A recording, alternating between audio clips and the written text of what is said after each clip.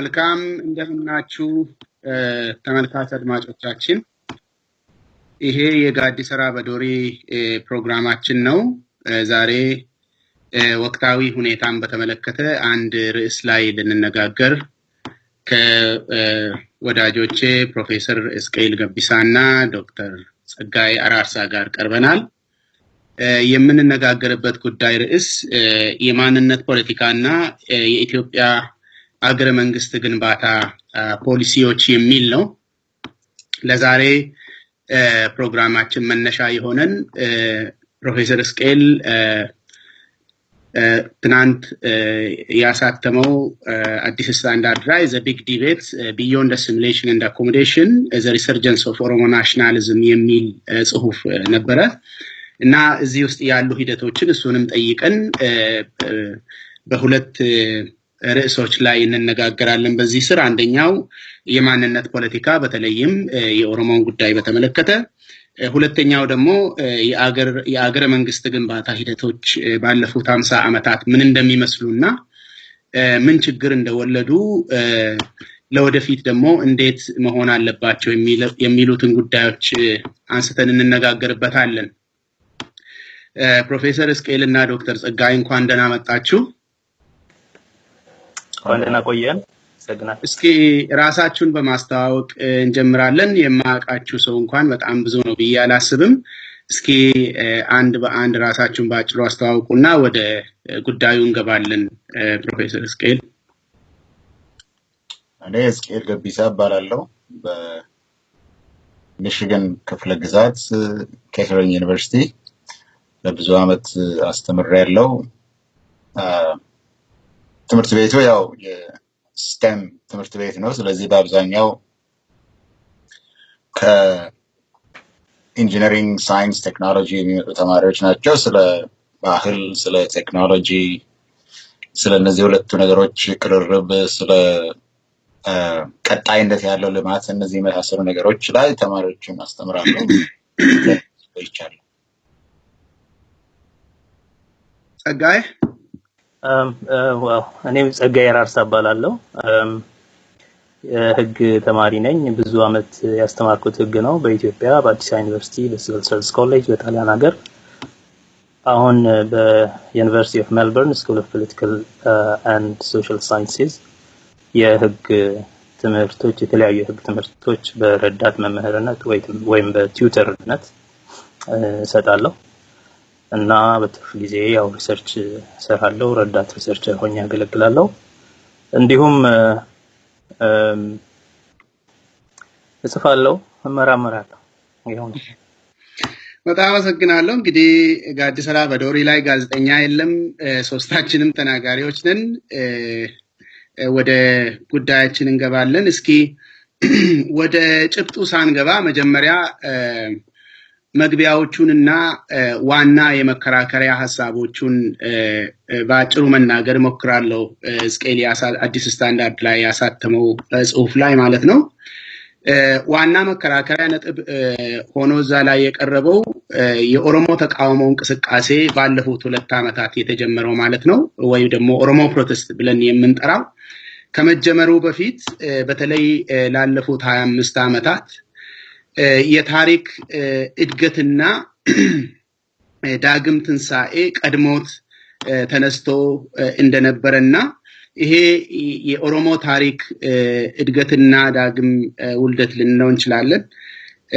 የኦሮሞን ብሔር አንድነት ለማጠናከር ትልቅ ስራ እንደሰራና አሁን በኢትዮጵያ ታሪክ ውስጥ አቻ ያልተገኘለትን ሲቪል አክሽን ወይ ደግሞ የሰላማዊ የትግል እንቅስቃሴ እንዲወለድ ትልቅ በር የከፈተ ነው የሚል ነው ከዚህ መከራከሪያ ነጥብ ጋር ተያይዘው ደግሞ የተነሳው ይህ የተቃውሞ እንቅስቃሴ በራሱ አገር ላይ በቅሎ ያደገ አገራዊ ነባራዊ ሁኔታዎችን ባገናዘበ መልኩ በማደጉ ቀደም ባሉ ዘመናት የነበሩትን አላማዎችና የሂደት የትግል ስልቶችን በጣም ካለፉት የትግል ስልቶች በጣም ልቆ ያደገ ነው ብሎ ነው የሚከራከረው ገና አርጊውመንቱን ሲያቀርብ ማለት ነው እና መጀመሪያ ላይ የመጀመሪያ ርዕሱ ላይ እስቄል ገብቶበት በኋላ ያወራል። ግን ሐሳቡን እንደው ለማስተዋወቅ ያክል የፖለቲካ ኃይሎች አሰላለፍና የብሔራዊ ማንነቶች ግንባታ ልንለው እንችላለን። ፖለቲካል ሪአላይንመንትስ ኤንድ ዘ ኮንስትራክሽን ኦፍ ናሽናል አይደንቲቲስ የሚል መጀመሪያ ላይ ቀርቦ እናገኛለን።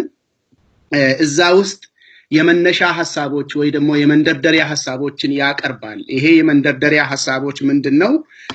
ፓን ኢትዮጵያኒስትስ ብለው ራሳቸውን የሚጠሩ የፖለቲካ ኃይሎች በንጉሠ ነገሥቱ ዘመን በተለይም በ1941 እስከ 1974 እና በደርግ ዘመን ውስጥ ኢትዮጵያ በተከተለቻቸው ፖሊሲዎች የብሔር ማንነቶች እንደከሰሙና የብሔር ንቃተ ህሊናዎች እንዳውም ማንነቶች በኢትዮጵያን ፓትሪዮቲዝም ወይ ደግሞ በኢትዮጵያ አገር ወዳድነት ወይ ደግሞ የኢትዮጵያ ብሔርተኝነት ተተክተዋል ብለው ይከራከራሉ ይላል ሲጀምር ማለት ነው። ከዛ በመቀጠል ደግሞ በሌላ በኩል ህወሓት መራሹ የኢህአዴግ መንግስት ከውስጥ በገጠሙት የተቃውሞ ጫናዎችና ውጫዊ የፓን ኢትዮጵያኒስት ተግዳሮቶች በመገፋት ለብሔር ብሔርተኝነት ወይ ደግሞ ኤትኖ ናሽናሊስትስ ካለው ቁርጠኝነት ወደኋላ እንዲያፈገፍግ ተገደዋል ይላል። ከዚህ በተነሳ ብሎ በሶስተኛ ነጥብ በዚህ መግቢያ ውስጥ የተነሳው ነገር ምንድነው? ሁለቱ ጎራዎች ፓን ኢትዮጵያኒስት የሚባሉና ኢህአዴግ ህወሓት መራሹ የኢህአዴግ መንግስት ሁለት ተፎካካሪ የፖለቲካ ጎራዎች ሆነው እያሉ በፖለቲካ ትርክት በመገጣጠም በማንነት ላይ የተመሰረተን ፖለቲካ በተለይም ደግሞ የኦሮሞ ብሔርተኞችን የራስ እድል በራስ በመወሰን ጉዳይ ላይ ያላቸውን ቁርጠኝነት በሶስት ዋና ዋና ጉዳዮች ላይ ሲከሷቸው ኖረዋል ይላል። እነኚህ ሶስቱን ጉዳዮች በሂደት እንሄድበታለን። እስኪ እነኚህ የመግቢያ ነጥቦች ላይ እስቄል መጀመሪያ እስኪ ሐሳቡን ይስጠንና እኛም ሐሳባችንን እየገለጽን እንሄዳለን። እስኪ እስቄል ካንተ ልጀምር። አመሰግናለሁ ኢታና። አሁን እንደገለጽከው ነው መንደርደሪያ ሐሳቦቹ እነዚህ ናቸው። ዋናው መነሻ ምንድነው? በኢትዮጵያ ውስጥ የሁለት ጥያቄዎች አሉ ብሎ ነው የሚነሳው። ትልልቅ ጥያቄዎች የሀገሩን የፖለቲካና የኢኮኖሚ ሁኔታ የወሰኑ በተለይ ባለፉት 50 ዓመታት ውስጥ የወሰኑ ሁለት ናቸው ብሎ በመንደርደሪያ ይነሳል። ያኛው መጀመሪያው የመሬት ጥያቄ ነው። ሁለተኛው የብሔረሰቦች ጥያቄ ነው፣ ወይም የብሔር ብሔረሰቦች ልንለው እንችላለን። አሁን ይሄ በአንድ ደረጃ አካዳሚክ ነገርም ነው። ምክንያቱም እንዲህ አይነት ክርክር አለ በአካዳሚክ ደረጃ።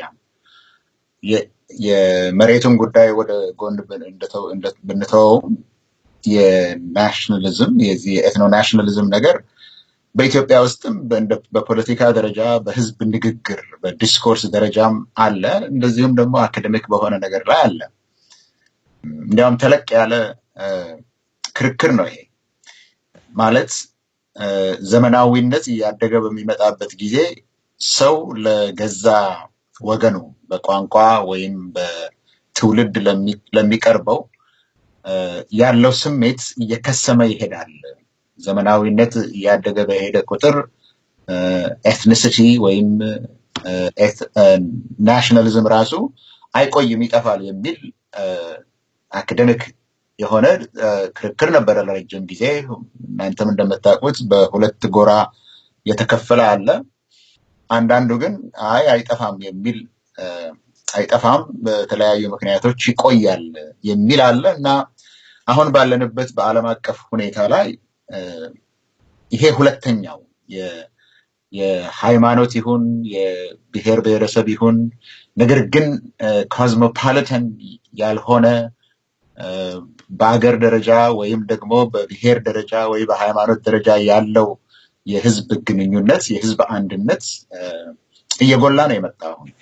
በጣም እየጎላ ስለመጣ በዛ ደረጃ ላይ ያለ አካዳሚክ የሆነ ክርክር አለ። ከዛ ላይ ነው የሚነሳው አንዱ ነገር። ሁለተኛ በፖለቲካ ደረጃ በኢትዮጵያ ውስጥ ክርክሩ የነበረው አንድ ጊዜ ይሄ የብሔረሰቦች ጥያቄ በተነሳ ጊዜ በአንድ በኩል ያለው ችግር የብሔረሰቦች ችግር አይደለም፣ የሪጅናሊዝም ችግር ነው። ማለትም በኢትዮጵያ ውስጥ ኦሮሞነት ወይም አማራነት ወይም ይሄንን የመሳሰሉ ማንነት የሉም፣ እነሱ የሉም።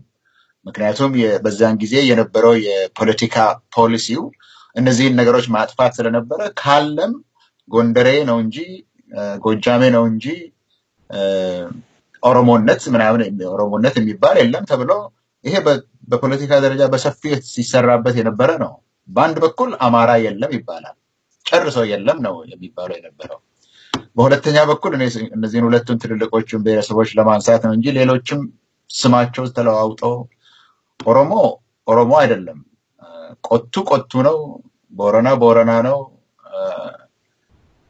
ቱለማ ደግሞ ሸዋ ነው፣ እነሱ ደግሞ ኦሮሞዎችም አይደሉም ይባል ነበር። ይሄ እንግዲህ በፖለቲካ ደረጃ ያለ ክርክር የቆየ ክርክር ነው፣ ሪጅናሊዝም ነው። እና ለዚህ መልስ የሚሆነው ሪጅናል ኦቶኖሚ ነው እንጂ የብሔረሰቦች ችግር በኢትዮጵያ ውስጥ ጨርሶ የለም፣ ሁላችንም ኢትዮጵያውያን ሆነናል የሚል የፖለቲካ ደረጃ የፖሊሲ ደረጃ ክርክር ነበረ። ሶስተኛው አሁን በቅርብ ጊዜ የተነሳ ክርክር አለ። አሁን በቅርብ ጊዜ የኦሮሞ ፕሮቴስት የሚባለው እንደዚህ በዓለምን በሚያስደንቅ ሁኔታ ኢትዮጵያንም በሚያስደንቅ እና በሚያስደነግጥ ሁኔታ የተነሳው እነዚህን ክርክሮች የፖለቲካ ክርክሮችን እንደ አዲስ አመጣ። እዚህ ላይ መልስ ለመስጠት በሚሞከርበት ጊዜ ትንሽ ድርቅና በዛ ማለት እነዚህ ቅድም የተባሉትን ሶስት ጥያቄዎች የሚያነሳው ይሄ ብሔር የሚባል ነገር የለም። ኦሮሞ ለምን ብሔር ትላላችሁ? በተለይም ደግሞ ታላቅ ብሔር ነው የሚባል ነገር ለምን ትናገራላችሁ? ይሄንም ማንሳትም የለባችሁም። ኦሮሞ ተወረረ የሚባል ነገር ቃሉንም ማንሳት የለባችሁም የሚል እኔ በበኩሌ አልቋል ይሄ ክርክር። ከዚህ በፊት ተከራክረን ጨርሰናል። በዚህ ነገር ላይ እናንተ አንዳንዶች የለም ይላሉ፣ አንዳንዶች ደግሞ አለ ይላሉ። ይሄን ነገር ግን እንዳልተግባባን ተስማምተን ትተነዋል ብዬ ያሰብኩት ነገር እንደ አዲስ ሆኖ መነሳቱ ስለገረመኝ ነው ይሄንን ነገር ለመጻፍ ነው የፈለኩት። መልስም ቢሰጥበት ግን ይሄ ነገር እንዲህ አይደለም ብለው መልስ ቢሰጥበትም ግን መቀበል የለም። በጣም ግትርነት አለ፣ በጣም ድርቅና አለ እና ይሄ ነገር ምን ይሻላል በማለት ነው እችን መልስ ለመስጠት የሞከርኩት። ሁለተኛ ደግሞ ይሄ መገንጠል የሚባለው ነገር በብዙ ደረጃ ብንናገርም ኦሮሞዎች እና መገንጠል አንድ ሆነዋል። ኦሮሞ ፖለቲካ እንቅስቃሴና መገንጠል አንድ አይነት ሆነዋል። ምንም ነገር በፖለቲካ ፓርቲዎች ደረጃ ምንም ነገር ቢደረግ፣ በኦፒኒየን ሜከርስ ምንም ቢደረግ፣ ቢጻፍ፣ በቴሌቪዥን በሬዲዮ ቢነገር ይህንን የመገንጠልን ነገር ከኦሮሞ ጋር አንድ ለማድረግ ከፍተኛ የሆነ ዘመቻ እየተካሄደ ስለሆነ ይሄ በግትርነት ይሄ በድርቅና አለ የሚባለው ነገር ግራ ስላጋባኝ ነው። ሶስተኛ ይሄ ነገር በአካዳሚክ ደረጃም ይሁን በፖለቲካ ደረጃም የሚደረገው ክርክር በጣም ዘቀጠና መከራከር ባለብን ደረጃ እየተከራከርን ስላልሆንን ይሄንን ከፍ ለማድረግ ነው እንግዲህ ነገር መጻፍ ያሰብኩት። በጣም ጥሩ እስኪ አመሰግናለሁ። እስኪ ወደ ጭብጦቹ በስፋት እንመጣለን፣ ምክንያቱም ብዙ አነጋጋሪ የሆኑ ነገሮች አሉበት። ዌል ኢንፎርምድ ያልሆኑ ግለሰቦች ያለቀውን ክርክር በተለይ በአካዳሚክስ እንደ አዲስ አድርገው ማንሳት ቢሞክሩም አንዳንድ የሚያነጋግሩ ጭብጦች ስላሉ አንድ በአንድ እንመጣበታለን። እነኚህ ሶስቱን ጭብጦች እስኪ ወደ ጭብጦቹ በጥልቀት ከመግባታችን በፊት እዚህ መግቢያ ላይ በተነሱ ሀሳቦች ላይ ጸግሽ ሀሳብን ስጥና ወደዛ እናመራለን። እስኪ እንግዲህ እኔ ያው ሕዝቅኤልን ላመሰግን እወዳለሁ። የጻፈውን አርቲክል አሁን ዛሬ ነው ያነበብኩት። ሶስት ሚስኮንሰፕሽኖች ማለት የተሳሳቱ ግንዛቤዎች አሁን ባለው የኦሮሞ እንቅስቃሴና እሱን በሚያካሂዱ ሰዎች ላይ አለ እና እነዛን የተሳሳቱ ግንዛቤዎች ዲስፔል ለማድረግ ይመስለኛል። እና ዋናዎቹ የተሳሳቱ ግንዛቤዎች አንደኛ ለብዙ ዘመን የቆየ ምንድነው ይሄ የሁሉን አቀፍ ኢትዮጵያዊነት ርዕዮት አራማጆች ልበላቸው የፓን ኢትዮጵያኒስትስ የሚይዙት አቋም አለና ያ በተለያየ መንገድ በአካዳሚክ ስራዎች በሚዲያ ተቋማት በፖለቲካ ድርጅቶች እንደዚሁም አሁን በማህበራዊ ድረገጽ በሚካሄዱ ውይይቶች ከዛም ባሻገር በባህል ውጤቶች ለምሳሌ በዘፈኖች ወዘተ የሚገለጹ የተሳሳቱ ግንዛቤዎች አሉ። ኦሮሞን በተመለከተ በአጠቃላይ ገና ስሙ ታይቶ የፖለቲካ አቋሙ ታይቶ ወይም አብሮት ያለው ፓርቲ ታይቶ ወዘተ እና አንዱ ይሄ ሁሉንም ነገር ከመገንጠል ጋር ማያያዝ የሚለው ነው። ሁለተኛው ይሄ የህዝብ ጥያቄ ሳይሆን የአንዳንድ ምንድነው ጽንፈኞች ጠባብ ብሔርተኞች እንደዚህ አይነት የተማሩ የምሁራን ፋብሪኬሽን ነው ፈጠራ ነው የሚል አመለካከት አለ። ይሄ ደግሞ በፖለቲካ በመንግስትም ደረጃ የሚያዝ ነውና መንግስት ራሱ ምሳሌ ኦሮሞ ፕሮቴስት ከማስተር ፕላኑ ጋር ተያይዞ መጀመሪያ ሲነሳ ያሉት ነገር ይሄ የአንዳንድ የፖለቲካ ትርፍ ለማግኘት የሚፈልጉ የኦሮሞ ኤሊቶች በተለይ ከውጭ ሀገር የሚያራምዱት ነው እንጂ የህዝቡ ጥያቄ አይደለም። ሌላ ይሄ የፈጠራ ነው የሚለው ነው እንግዲህ አንትርፕረነርስ የፈጠሩት ኤትኒክ አንትርፕረነርስ የፈጠሩት ለራሳቸው የፖለቲካ ስልጣን ማግኛ ሲፈልጉ የህዝቡን ብሶት እና ሌጂቲሜት የሆኑ ብሶት አሉት ብሏል የኢትዮጵያ መንግስት። የህዝቡ ብሶት ማለት የመልካም አስተዳደር ችግር፣ የሙስና ችግር እንደዚህ ያሉ ችግሮች አሉ።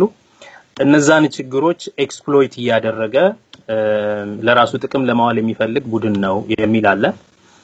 ሌላ ያው ኢትዮጵያን ለማስፈራራትም የኢትዮጵያን ህብረተሰብ ፐብሊኩን ለማስፈራራትም ጭምር ያው እነዚህ የኦሮሞን ጉዳይ የሚያካሂዱ ሰዎች አገር ይበትናሉ፣ ያፈርሳሉ። ይሄም ደግሞ ተገንጣይነትን ስለሚያስፋፉ ነው። ተገንጣይነት ከሚያስፋፉበት ምክንያቱ አንዱ ደግሞ ሁሉም ይሄ የኦነግ ባንዲራ ይዘው ይወጣሉ። ኦነግ ደግሞ ያው እንደምታውቁት ተገንጣይ ድርጅት ነው የሚል በግሎስ ዝም ብሎ ኦልሞስት እንደ ሪሲቭድ ዊዝደም የተቀበልነው አይነት ዕውቀት ተደርጎ በኢትዮጵያ ህዝብ ውስጥ የሚሰራጭ ንግግር አለ እና አብዛኛው ኦሮምኛ የማይናገረው ህዝብ አብዛኛው በአጠቃላይ የኦሮሞን ብሔርተኝነት የሚጠራጠር በቅን ልቦና ደግሞ አገሩን የሚወድ የአገሩ መበታተን የሚያስፈራው ህዝብ ለሂሪንግ እንኳን የኦሮሞን ነገር ብዙም ለመስማት እንኳን ፈቃደኛ ያለ መሆን እና ብዙ ጊዜ ብትናገርም ያለ መስማት ችግር እንዲያጋጥም ሆኗል።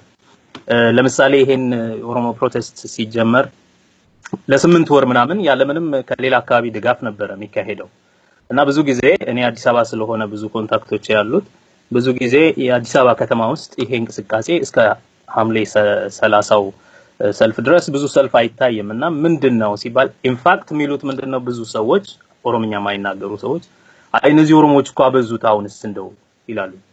አበዙት እንዴ አገር ለመገንጠል ምናምን ያላበዙትም እንዴ በዛ ላይ የኦነግ ባንዲራ ይዘው ይወጣሉ ይባላል ነው። ሶ አንደኛ ነገር የኦሮሞ የመብት ጥያቄ እንቅስቃሴ ኦነግ ከሚባል ድርጅት ጋር አንድ ተደርጎ መወሰዱ ማንኛውም ከኦህዴድ ጋር ያልሆነ ኦሮሞ ሁሉ አሲሚሌትድ ያልሆነ ኦሮሞ ሁሉ ኦነግ ራሱን የሚያከብር ነፃ አስተሳሰብ ያለው በኦሮሞነቱ የሚኮራ ማንኛውም ሰው ኦነግ ተብሎ ፖለቲካል ይሁንም አይሁንም ለምሳሌ ቤተክርስቲያን ውስጥ በኦሮምኛ ቋንቋ ማምለክ አለብን የሚል ሰውም ኦነግ ነው ይሄ ብዙ ችግር እንደፈጠረ እናውቃለን። የኔ ሰርግ በኦሮምኛ ነው ፐርፎርም መደረግ ያለበት በቤተክርስቲያን ውስጥ ብሎ የተነሳ አንድ ወዳጄ አዲስ ዩኒቨርሲቲ ህግ አስተማሪ ነው የምታውቁት ነው። በሱ ምክንያት ብዙ ነገር ተነስቶ በኋላም ለእስር ተዳርጎ ብዙ ነገር እና ማንኛውም ሰው በእምነትም ቦታ ይሁን በማህበራዊ ስራ በንግድም በየትኛውም በትምህርት ቦታ ያለ ሰው ከመንግስት ጋር የማይሰራ ከሆነ ወይም ደግሞ ራሱን ብዙም ደብቆ የሚኖር እስካልሆነ ድረስ ይሄ ኦነግ ነው የሚል ድርጅታዊ ኮኔክሽን ይኑረውም አይኑረውም የሚል ትክክለኛ ያልሆነ ግንዛቤ አለ። አንድ ሁለተኛ ኦነግ ማለት ደግሞ ድርጅቱ አንደኛ ብዙ አይነት መልክ ይዟል። ሁለተኛ ኢቮልቭ አድርጓል። ድርጅቱ የተለያዩ ምዕራፎችን ተሻግሯል እና ምንም እንኳን ወደ አንድ ድርጅት መጠቆም የማይችሉ ሰዎች ቢሆኑም ድርጅቱ ራሱ የተገንጣዮች ስብስብ ነው ብሎ የማመን ነገር አለ። ይሄም ትክክለኛ ግንዛቤ አይመስለኝም። እኔ ስለ ድርጅቶቹ አላውቅም፣ ግን ድርጅቶቹ ራሱ አሁን ለምሳሌ በቅርብ ተሰብስበው ሲናገሩ እንደሰማነው አንዳንዶቹ ሌላ ስለ ዲሞክራታይዜሽን ስለ ምናምን ያወራሉ፣ አንዳንዶቹ ስለ መገንጠል የሚያወሩም አሉ፣ አንዳንዶቹ ሌሎች የተለያዩ ኦፕሽኖች የሚያወሩ አሉ። ስለዚህ ይሄም አንዱ ሚስኮንሰፕሽን እንደሆነ ይረዳለሁኝና በዚህ ታይምሊ ነው ብዬ ማስበው ይሄ ውይይት ለዛ ነው። ሶስተኛ ድርጅቱ ደግሞ ይሄ ኦነግ የሚባለው ነገር እንደ ታግ ነው። እንግዲህ ብዙ ነገር ነው ውስጡ ያሉት አብሮት። ድርጅቱ ሲነሳ አብሮት ሌላ የሚነሳው ነገር ያው ድርጅቱ ታሪክ ፈጠረ፣ ያልነበረ ታሪክ ፈጠረ፣ ያልነበረ ብሔርተኝነት ፈጠረ፣ ኢንቨንትድ የሆነ ስኮለርሺፕ ትራዲሽን እና ዕውቀት ፈጠረ። ስለዚህ ካለሱ የኦሮሞ ስብዕና፣ ታሪክ፣ ባህል፣ ብሔራዊ ስሜት የለም የሚል እምነትም በብዙ የኢትዮጵያ የፖለቲካ መደብ የምንለው ፖለቲካል ክላስ እና ካልቸራል ክላስ ኢንተሌክቹዋል ክላስ ውስጥ አለ። እነዚህ ሰዎች ፈጠሩት። ከዛ በሻቢያና በህወሓት እርዳታ አገር ቤት ገብቶ ህገ መንግስት ጻፉ። የራስን ድል በራስ መወሰን የሚለው እውቅና እንዲሰጠው አደረጉ። ከዛ በኋላ የሌለ ታሪክ ያመጡ ይሄን ትልልቅ ምሁራን ሁሉ ነው የሚሉት እንደዚህ በኢትዮጵያ በይሄ ቀደም ሁሉን አቀፍ ኢትዮጵያዊነት ርዕዮትን የሚያራምዱ ሰዎች ባልኩት ክላስ ማለት ነው። እና ልክ አሁን ለምሳሌ የሚነገረን ነገር አለ። ይሄ ኦሮሞ የምታወራው ነገር ኦሮሞ ህዝብ እንቅስቃሴ ምናምን ኢህአዴግ የሰራው ካርታ ነው። ኢህአዴግ ሲጠፋ እኮ አብረህ እሱን ካርታ ማታገኘውም እንደዚህ ያለ ታሪክ ለምሳሌ አኖሌ አልነበረም። የአኖሌ ሐውልት ህዝብን ለመከፋፈል አሁን የመጣ ነው። ኢንፋክት ከዛ አልፈው ተስፋዬ ገብረአብ የጻፈው ታሪክ ተረት ውስጥ ያለ ነው፣ ፊክሽን ውስጥ ያለ ነገር ነው። እንዲህ ያሉ ማአት የሚስ አንደርስታንዲንግን የሚፈጥሩ እና አንዳንዱ ሆን ተብሎ በፕሮፓጋንዳ ለማጠልሸት የኦሮሞን ህዝብ እንቅስቃሴ ታሪካዊውንም ያሁኑንም ለማጠልሸት ሆን ተብሎ ከህዝብ ለመነጠል የሚደረጉ ንግግሮች እና ሳይጠየቁ ያለምንም ሂስ እንድንቀበላቸው የተደረጉ ዕውቀቶች አሉ። ስለዚህ ከዛ አንፃር ይሄ አይነት ክርክር እንዲህ አይነት ውይይት በጽሁፍ አሁን ሕዝቅኤል ያቀረበው አይነት ጠቃሚ ነው ብዬ አምናለሁ። እና የኦሮሞ ብሔርተኝነት ከየት እንዴት አድርጎ አደገ በቋንቋ ጥያቄ መልክ ኢንክሉዲንግ አሁን የመገንጠል የሚባለው ምን ወያይበት እና አከራካሪው ነገር ወዘተ እንዴት አደገ የት ነው ያለው አሁንስ ምን እየሰራ ነው ኤግዛክትሊ what is it doing የሚለውን መነጋገር ያስፈልጋል ብዬ አምናለሁኝ። እዚህ ላይ ላቁምና ወደ ዝርዝር ነገሮቹ በኋላ እንመለስ። ኦኬ ጸጋሽ በጣም አመሰግናለሁ። እስኪ ነጥቦቹን እያነሳን እስኪ አንድ በአንድ እንነጋገር። እንግዲህ እንደሚታወቀው ይሄ ፓን ኢትዮጵያኒስትስ ወይ ደግሞ የኢትዮጵያ አንድነት አራማጅ ብለው ራሳቸውን የሚጠሩ የፖለቲካ ጎራና ህወሓት የሚመራው የኢህአዴግ መንግስት በተለይ እስከ 2000 መጀመሪያዎቹ ድረስ የሚከተሉት ትርክት ምንም አንድም ጊዜ ተገጣጥሞ አያውቅም። ከዛ በኋላ ግን የተገጣጠመበት ሁኔታ እንዳለ ነው የሕዝቅኤል መከራከሪያም የሚያቀርበውና እስኪ እነኚህ ክሶች በኦሮሞ ብሔርተኝነት ላይ የሚቀርቡ ክሶች እና ሚስኮንሰፕሽንስ ብለው ሕዝቅኤል የሚያቀርባቸውና በጽሁፍ ያስቀመጠውን ጉዳይ እስኪ አንድ በአንድ አንስተን እናወራ። እነኚህ ክሶች እንግዲህ ከነኚህ ክሶች ውስጥ የመጀመሪያው ምንድነው የኦሮሞ ልሂቃን ሙሉ በሙሉ በሚባል መልኩ የተመለሰውን የህዝባቸውን የቋንቋ ጥያቄ በመጠቀም የኦሮሞ ብሔርተኝነትን ፈጥረው የስልጣን ጥያቄ አቅርበዋል ብለው ይከራከራሉ ነው የመጀመሪያው ነጥብ። እንግዲህ በዚህ የክርክር ሐሳብ ላይ ብንነጋገር ጭብጡ ምንድነው የኦሮሞ ብሔርተኝነት የሚባለው ራሱ ከህዝብ የመነጨና የህዝብ ሐሳብ ሳይሆን ጥቂት ስልጣን የሚፈልጉ የኦሮሞ ምሁራን የፈጠሩት ጉዳይ ነው። ይሄንን ደግሞ የፈጠሩት ህዝባቸው ሌጂቲሜት የሆነ የቋንቋ ጥያቄ ስለነበረበት በዚህ ተጠቅመው ነው ይሄንን ጥያቄ የፈጠሩት። አሁን ግን ይሄ ጥያቄ ሙሉ ለሙሉ ተመልሷል ነው የሚለው ይሄኛው ክስ። እንግዲህ እኔ ራሴ ሐሳብ መስጠት መጀመር የለብኝም። ነገር ግን እንደው ለንግግር ነገሮችን እንድንጀምር ያክል መጀመሪያ የኦሮሞ የቋንቋ ጥያቄ ከኦሮሞ ጥያቄዎች ውስጥ አንዱ ቋንቋ መሆኑ ይታወቃል። ማንም ይሄንን የሚክድ ያለ አይመስለኝም። ግን ራሱ የመጣበት መንገድ አለ። ታሪካዊ ሂደቶች ነበሩት። አሁን በኢምፔሪያል ሬጂም ኢምፔሪያሊስት ኢትዮጵያ ውስጥ የአፋን ኦሮሞ ቋንቋ ምንም አይነት ተቀባይነት የሌለውና በመንግስት ደረጃም ሆነ በትምህርት ቤት በፍርድ ቤት ምንም ጥቅም ላይ የማይውልና ዲስካሬጅ የሚደረግ ቋንቋ ነበረ። ይሄንን ማንም ትክክል አይደለም ብሎ የሚከራከርም ታይቶም ማዕቅም የሚታይም አይመስለኝም። ደርግ ሲመጣ አምቢቫለንት የሆነ አፕሮች ይዞ ነው የመጣው። ቋንቋውን ራሱም በመሰረተ ትምህርት ለመጠቀም ሙከራ አደረገ። ግን ፊደሉን በተመለከተ የላቲን ነው መሆን ያለበት፣ ይሄን የሳባ ፊደል ነው መሆን ያለበት። የላቲን ጥያቄ የሚያነሱት ሰዎች በወንጀል እንደሚጠየቁና ይሄ ራሱ ወንጀል እንደሆነ አስቀመጠ። ይሄ መንግስት ሲመጣ ደግሞ የህዋት መራሹ መንግስት ሲመጣ ደግሞ የትምህርት ቤት ቋንቋ የፍርድ ቤት ቋንቋ በኦሮሚያ ክልል ስራ እንዲሰራበት ተደርጓል። ነገር ግን ይሄ ቋንቋ የሚገባውን ቦታ እንዳላገኘ ማንም ሰው ኢትዮጵያ ውስጥ የሚኖርና በዓለም ደረጃም ስለ ኢትዮጵያ የሚያውቅ ሰው ሁሉ አፋን ኦሮሞ በኢትዮጵያ ውስጥ የሚገባውን ቦታ እስካሁን ድረስ እንዳላገኘ ማለት የፌደራል መንግስት ቋንቋ እንዳልሆነ ይታወቃል። እስኪ እዚህ ውስጥ እስቄል ያነሳው አንድ ዋና መከራከሪያ ነጥብ አለ። እዛ ላይ እስቄል ትንሽ ገፍቶ እንዲናገር የምፈልገው ነገር አለ። ምንድነው? በኦሮሞ ህዝብ ትግል የታሪክ ትግል ውስጥ ቋንቋ ወይ ደግሞ የአፋን ኦሮሞ ጉዳይ ለመግባቢያነት ብቻ ብለው እየገፉ ያመጡት ጉዳይ አይደለም፣ ከዛ በላይ ነው የሚል የክርክር ጭብጥ አለ። ቋንቋ መግባቢያ ካልሆነ ምን ሊሆን ነው? እስኪ እስቄል ምን ማለት ፈልገ ነው? ቋንቋ መግባቢያ አይደለም የሚል የለም። ቋንቋ መግባቢያ ነው። ቋንቋ ኮምፒውተርም ቋንቋ አለው። የኮምፒውተር ቋንቋ አለ፣ ሰው የማይናገርበት ቋንቋ። በዛ መሰረት ያው መግባቢያ ነው፣ መተማመኛ ነው። ለኦሮሞ ግን ይሄ ብቻ አይደለም የምልበት ምክንያት በፖለቲካ ውስጥ ኦሮሞ ተሰሚነት አልነበረውም።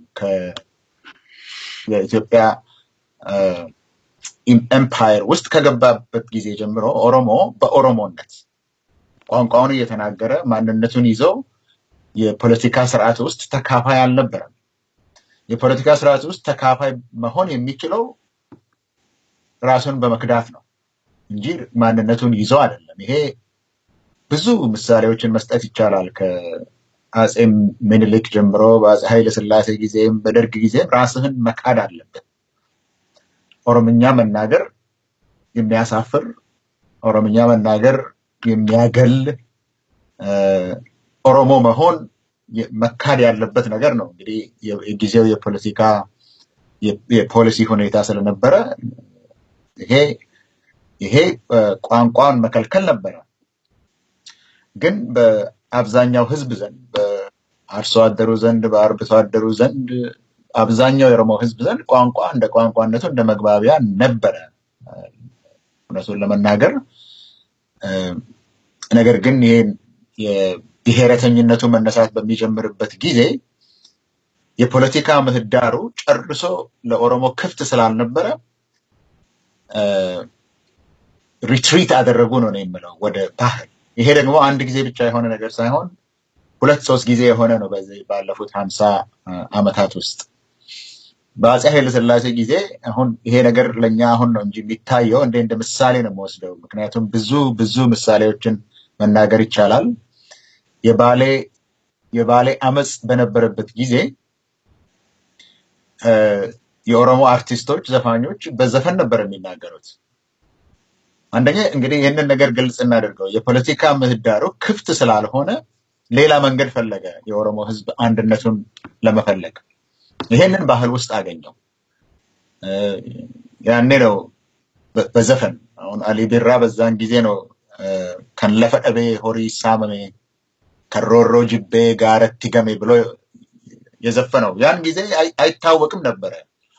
የኦሮሞ ህዝብ ግን የሚነጋገረው መግባቢያው በኦሮሞ ቋንቋ ሆኖ ያለ በዛ ቋንቋ ተጠቅመው የፖለቲካ መልእክቶችን ያስተላልፍ ነበር ማለት ነው። አሁን በዚህ ላይ ብዙ ነገሮችን መጥቀስ ይቻላል እንደዚህ አይነት ነገሮች እንደነበሩ። ሁለተኛ የፖለቲካ ምህዳሩ ጠቦ ያለ ሳንሱር ነበር በአፄ ኃይለ ሥላሴ ጊዜ።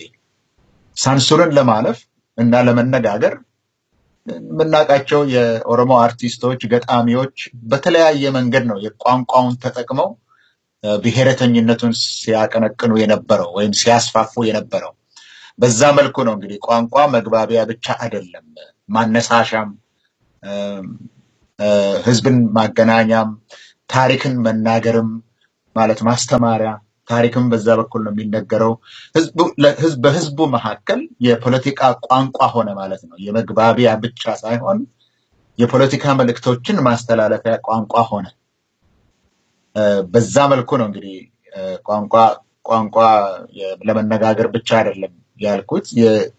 በፖለቲካ ቦታ አንድ ሰው ቦታም ለማግኘት ራሱን መካድ ስለነበረበት በአብዛኛው የኦሮሞ ህዝብ ዘንድ ግን የቀረለት ቦታ ያቺ ጠባብ ቦታ፣ የኪነት ቦታ፣ የግጥም ቦታ፣ የባህል ቦታ እዛ ላይ ነው መጠንከር የጀመረው ለማለት ነው እንደዛ ያልኩት። በመጫቱ ለማም ሲጀምር መጫቱ ለማ ብሎ የጀመረው እንደ ሰልፍ ሄልፕ ይጀምር እንጂ መጫና ቱለማ ስሙን ለወጥ አድርጎ ነው ሜጫና ቱለማ እየተባለ ነው። ይሄ እንግዲህ ከነበረው የፖለቲካ ችግር ውስጥ ተለይቶ ወጥቶ በተለያየ ስም፣ በባህል ስም፣ ራስን በራስ የማገዝ ስም አንድ ላይ መምጣት መጀመራቸውን ለመናገር ነው በዛ ነው የጀመረው ያልኩት። በጣም አመሰግናለሁ እስቄል። እኔም ይሄንን መከራከሪያ ነጥብን ራስህ እንድትናገረው ነው የፈለኩት እና እንግዲህ በተለይ አፋን ኦሮሞን በተመለከተ ከማንነት ጥያቄ ጋር በደንብ የሚቆራኝበት ሁኔታ ስላለ በተለይ ኢምፔሪያል ኢትዮጵያ ለኦሮሞ እና ለኦሮሞ ልጆች የሚሆን የፖለቲካ ምህዳር በፍጹም ስለሌለ አሁን እስቄልም እንዳነሳው ቋንቋን ከመነጋገሪያ ባለፈ የፖለቲካ መነጋገሪያና መግባቢያ መንገድ እንዳደረጉት ይታወቃል። እና ከዛ በፊት ጸጌሽ ሳልሰጥ አንድ ነገር ማንሳት የሚፈልገው ምንድነው፣ አሁን ለምሳሌ ኢምፔሪያል ኢትዮጵያን ብንወስድ፣ የንጉሠ ነገስቱን ዘመን ብንወስድ አንድ ሰው ኑሮ ለማግኘት ወይ ደግሞ በመንግስት ደረጃ እንኳን የሚመደበውን እና የሚሰጠውን ኢትዮጵያዊነት የሚባለውን ነገር ለማግኘት ራሱን መካድ አለበት አንድ ሰው፣ በተለይ የተማረውና ኤሊት የሆነው ክፍል ማለት ነው። በኋላ ላይ መጨረሻ ይህንን ጉዳይ ማንሳታችን አይቀርም። ራሱን የካደ ሰውም ስፔስ አያገኝም። በተለይ ከአገሪቷ ደቡባዊ ክፍል ኦሮሚያን ጨምሮ የሚመጡ ልጆች በመንግስት ቦታም ሲመጡ ራሱ ታሪክ የሚያሳየን ምንድነው፣ ራሳቸውን ክደውም እሺ ብለው የገቡ ሰዎች ቦታ አላገኙም። እና የራሳቸውን ኦቶባዮግራፊ የጻፉ ሰዎችም ያስተማሩን ይሄንን ነው። እና ይሄንን ነገር በኋላ አንስተን እንነጋገርበታለን። ምክንያቱም የኢትዮጵያ ስቴት ቢልዲንግ ወይ ደግሞ የአገረ መንግስት ግንባታ ምን ውስጥ አልፎ እዚህ ደረሰ የሚለው ሁለተኛ ነጥባችን ስለሆነ እዛ ላይ እንመጣበታለን። እስኪ ጸጋዬ አፋን ኦሮሞ ከኦሮሞ ህዝብ ትግል እንቅስቃሴ ጋር አንስቶ እስቄል አሁን እንደተናገረው እንዴት ነው የምትመለከተው አንተ ይሄንን ጉዳይ? እንግዲህ ተደጋግሞ ይገለጻል። የአፋን ኦሮሞ ሆነ ሌላ ማንኛውም ቋንቋ የመግባቢያ ቋንቋ ነው፣ የመግባቢያ መሳሪያ ነው። ምንድነው what's the big deal? ምንድነው ብዙ ነገር የምታደርጉት የሚል ክርክር አለ። ብዙ ጊዜ ሰማዋለሁ። እውነት ለመናገር አሁን ዝቄልም እንደጠቆመው ቋንቋ የመግባቢያ መሳሪያ ነው፣ ግን እሱን ብቻ አይደለም። ቋንቋ የማንነት ማህደር ነው። ቋንቋ የባህል መዘከሪያ ነው። የአንድ አገር ባህል አደገ ሲባል ለምሳሌ በሙዚቃው፣ በስነ ጽሁፉ፣ በቲያትር፣ በተለያየ መንገድ በባህል ማለት በአርት በኩል አደገ ሲባል የሚገለጸው በግጥሙ በወዘተ የሚገለጸው በቋንቋ ነው። አንደኛ የባህል መዘከሪያ ነው፣ የማንነት ማህደር ነው፣ መገለጫውም ነው። ልክ ነው። ፖለቲካል ሜሴጂንግም የፖለቲካ መልእክት ማስተላለፊያም ነው። ለኦሮሞ ደግሞ በተለይ ደግሞ ኦሮሞ በኢትዮጵያ ኤምፓየር ውስጥ ከተጠቃለለ በኋላና የኦሮሞ ግዛት በተለያዩ ክፍለ ሀገሮች ከተለያየ በኋላ እንደዚሁም አርሲ፣ ሐረር ወይም ቆቱ፣ ወለጋ፣ ሸዋ፣ ወሎ ምናምን ተብሎ ከተለያየ በኋላ እንደገና የመገናኛው የመተዋወቂያውም ሪዲስከቨር መደራረጊያውም መሳሪያ ያው ቋንቋ ነው። እንደገና ያያያዘውም የኦሮሞ ናሽናሊዝም የኦሮሞ ብሔርተኝነት እንዲያገግም ማድረጊያውም መገናኛው ነጥብ የማገገሚያውም ፖይንት የአፋን ኦሮሞ ነው ብዬ አምናለሁ።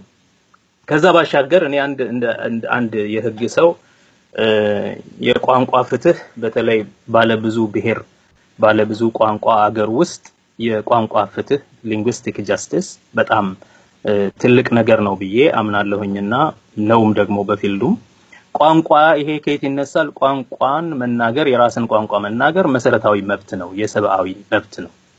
የሰብአዊ መብት እንደመሆኑ በቋንቋ ላይ ተመስርቶ የመለየት ማለት ዲስክሪሚኔት የመደረግ ችግር እንደ ኢፍትሃዊነት ተደርጎ ይቆጠራል በቋንቋ እና ይሄ መቅረት አለበት። የመጀመሪያው የቋንቋ ፍትህ ቋንቋን ማዕከል ያደረገ ፍትህ የሚመሰረትበት መንገድ አንዱ በቋንቋ ላይ የተመሰረተ የተለያየ ትሪትመንት ለያይቶ ሰዎችን ትሪት ማድረግ የሚለው ነው።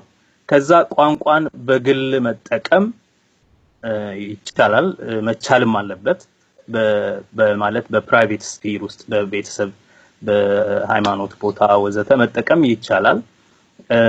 ኢትዮጵያ ውስጥም ኢቭን በንጉሠ ነገሥቱ ዘመን ይፈቀድ ነበር ማለት ልትከለክልም አትችልም። በየቤቱ እየሄድክ ይሄን ቋንቋ መናገር የለብህም ልትል አትችልም። ስለዚህ ብዙ የኦሮሞ ልጆች አፋን ኦሮሞን የለመዱት ፐብሊክ ስፊሩ ላይ ተከልክሎ ያለ በቤት ውስጥ ከቤተሰቦቻቸው ጋር በሁለት ቋንቋ ይነጋገሩ ነበር። ትምህርት ቤት በአማርኛ ይናገራሉ፣ ቤት ሲመጡ በኦሮምኛ ይናገራሉ።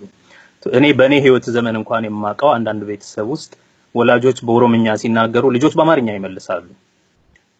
ወላጆች አማርኛ አይናገሩም፣ ከተናገሩም የተኮለታተፈ ነገር ነው እና ልጆቹ ራሳቸው በእነሱ አማርኛ ይስቃሉ፣ ልጆቹ በአማርኛ ይመልሳሉ እና ለልጆቹም ለእድገትና ለስብዕናቸው ለኢንተሌክቹዋል ማቹሬሽንም ከባድ ነው። ምክንያቱም ትምህርት ቤት የሚማሩበት ቋንቋና እቤት የሚነጋገሩበት ቋንቋ ምንም አይገናኝም።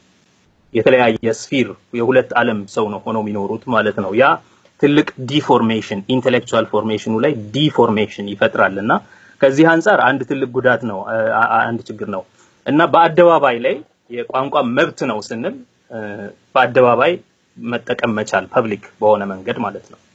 ይሄ ማለት በትምህርት ቦታ በአስተዳደር በቢሮክራሲ ውስጥ በህግ ተቋማት ለምሳሌ በፍርድ ቤት ወይም በፖለቲካ ተቋማት ለምሳሌ በህግ አውጪው የውይይት ሂደት ውስጥ እና በእነዚህ ቦታዎች እና በመገናኛ ብዙሃን ላይ በአንድ ሀገር የመገናኛ ብዙሃን የህዝብ መገናኛ ብዙሃን ማለት ነው ላይ እኩል የመውጣት ሁኔታ በቋንቋ ተናጋሪዎች ሰዎች መካከል ብቻ ሳይሆን በቋንቋዎች መካከልም እኩል የመኖር በአንድ ሀገር የአደባባይ ህይወት ውስጥ እኩል የመኖር መብት አለመኖር አንድ መሰረታዊ የሆነ የጭቆና አይነት ነው። ስለዚህ ይሄ የጭቆና አይነት መቅረት አለበት የሚል መከራከሪያ ሊቀርብ ይችላል። አሁን ብዙ ሰው የሚለው በዚህ ዘመን በተለይ ተገቢ የሆነውን የቋንቋ እኩልነት ጥያቄ የቋንቋ ፍትህ ጥያቄ ከተመለሰም በኋላ እሱን ተጠቅመው ሌላ የፖለቲካ ትርፍ ሊያተርፉበት የሚንቀሳቀሱ አንተርፕረነርስ አሉ የሚል ክርክር ይሰማል። የቋንቋ ጥያቄ ሙሉ በሙሉ ተመልሷል ወይ? ቀደም እስቄ ለማስታወስ እንደሞከረው በደርግ ጊዜ የብሔረሰቦች እኩልነትን በገሃድ ከተደነገገ በኋላ የቋንቋዎች እኩልነትም ከተደነገገ በኋላ በኢህድሪ ህገ መንግስት የኢትዮጵያ የሥራ ቋንቋ አማርኛ ይሆናል፣ ቋንቋዎች የብሔረሰቦች ቋንቋዎች እኩል ይሆናሉ ሚል ከተቀመጠም በኋላ በመሰረት ትምህርት የማስተማር ሂደት ውስጥ የተወሰኑ ቋንቋዎች ኦሮምኛ ብቻ ሳይሆን የተወሰኑ ሌሎች ቋንቋዎችም የማስተማሪያ ከሆኑ በኋላ በሳባ ፊደል የመጻፍ ግዴታ ግን ነበረባቸው። በመገናኛ ብዙሃን ላይ የአንድ ሰዓት የሬዲዮ ፕሮግራም ነበረው ኦሮምኛ፣ የአንድ ሰዓት የትግርኛ ፕሮግራም ነበረው በሬዲዮ ማለት ነው። በሬዲዮ የትግርኛም እንደዚሁ። በቴሌቪዥን አልነበሩም እነዚህ ቋንቋዎች። ይሄ የቋንቋ እኩልነት በደንብ እንዳልነበረ የሚያሳይ ነገር ነው።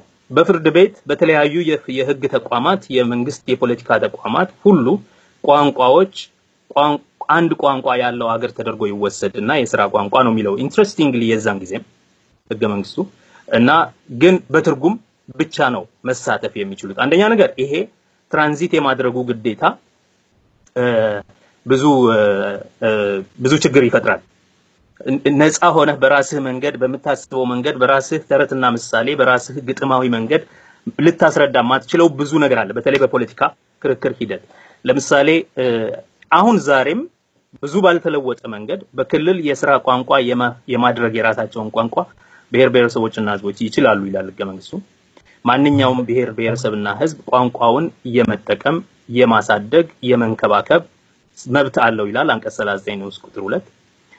ነገር ግን በፌደራል ደረጃ የሥራ ቋንቋ አሁንም አማርኛ ነው። ምሳሌ እሰጥሃለሁ። በኢትዮጵያ ፌደራል ፍርድ ቤት ፌደራል የመጀመሪያ ደረጃ ፍርድ ቤት እኔ በቅርብ ማውቀው ክርክር ሲደረግ ትርጉም ይቀርባል። የሁሉም ሰው የትርጉም መብት አለው፣ ትርጉም የማግኘት መብት እና ግን በተለያየ ችግር ምክንያት ተርጓሚ የለም።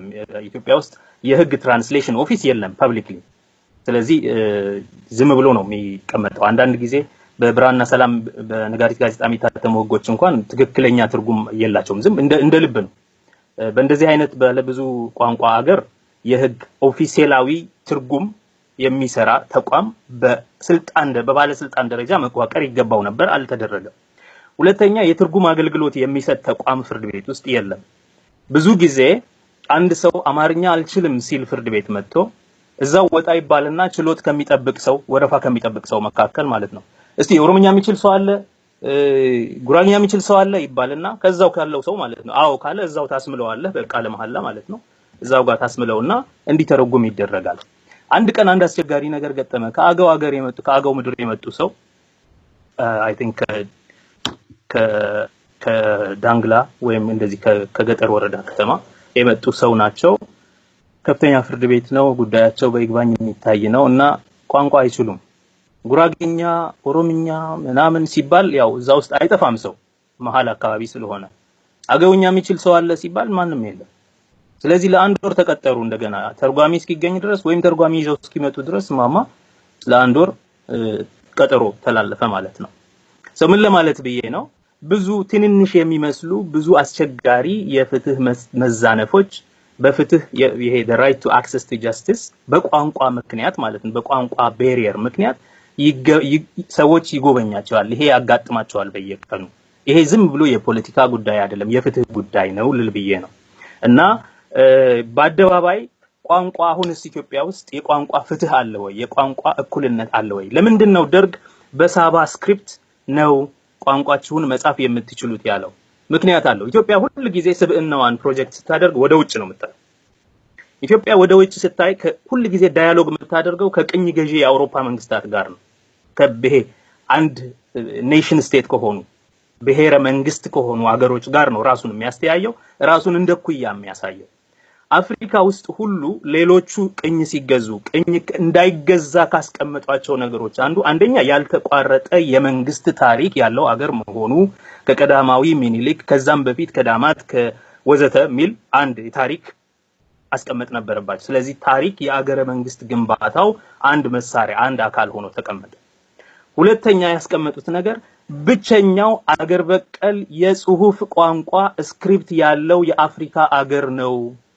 ይሄንን የሳባ ፊደል የሚጠቀም እኛ ነን። ስለዚህ ይሄ ቋንቋችን የኩራታችን የአፍሪካዊ ማንነታችን ለየት የሚያደርገን ነገራችን ነው።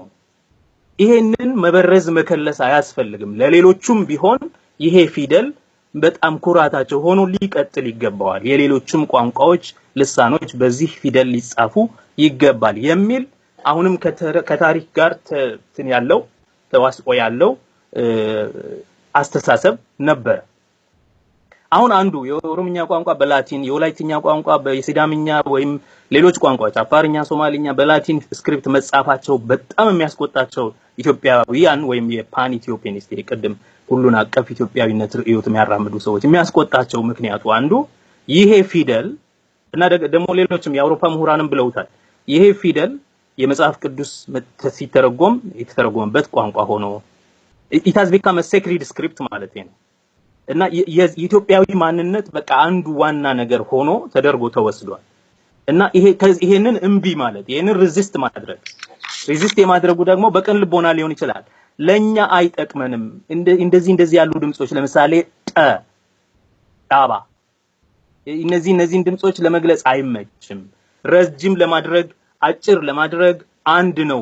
ሳውንዶቹን ፎኔቲካሊ ልክ አይገልጽም ያንሳል ብለው የቋንቋ ሰዎች ደጋግመው ቢጽፉ ቢያወሩ ቢቀመጥም በፍጹም ሊቀበሉት አልቻሉም። ኢንፋክት የዛሬው ትችት ምንድነው? እነዚህ በላቲን እየጻፉ እኛ ሬዚስት ያደረግነውን ቅኝ ግዛት ላቲን የአውሮፓ ስለሆነ ማለት ነው የአውሮፓ ፊደል ስለሆነ በቅኝ ግዛት የተቋቋመውን በቅኝ ግዛት ጊዜ የተቋቋመውን ስክሪፕት ለራሳቸው አዶፕት አደረጉ። ከኛ ከሀገር በቀሉ ይልቅ የውጭ ተመቻቸው። ስለዚህ እነዚህ በጣም ከሃዲዎች ናቸው የሚል ክስ አለ።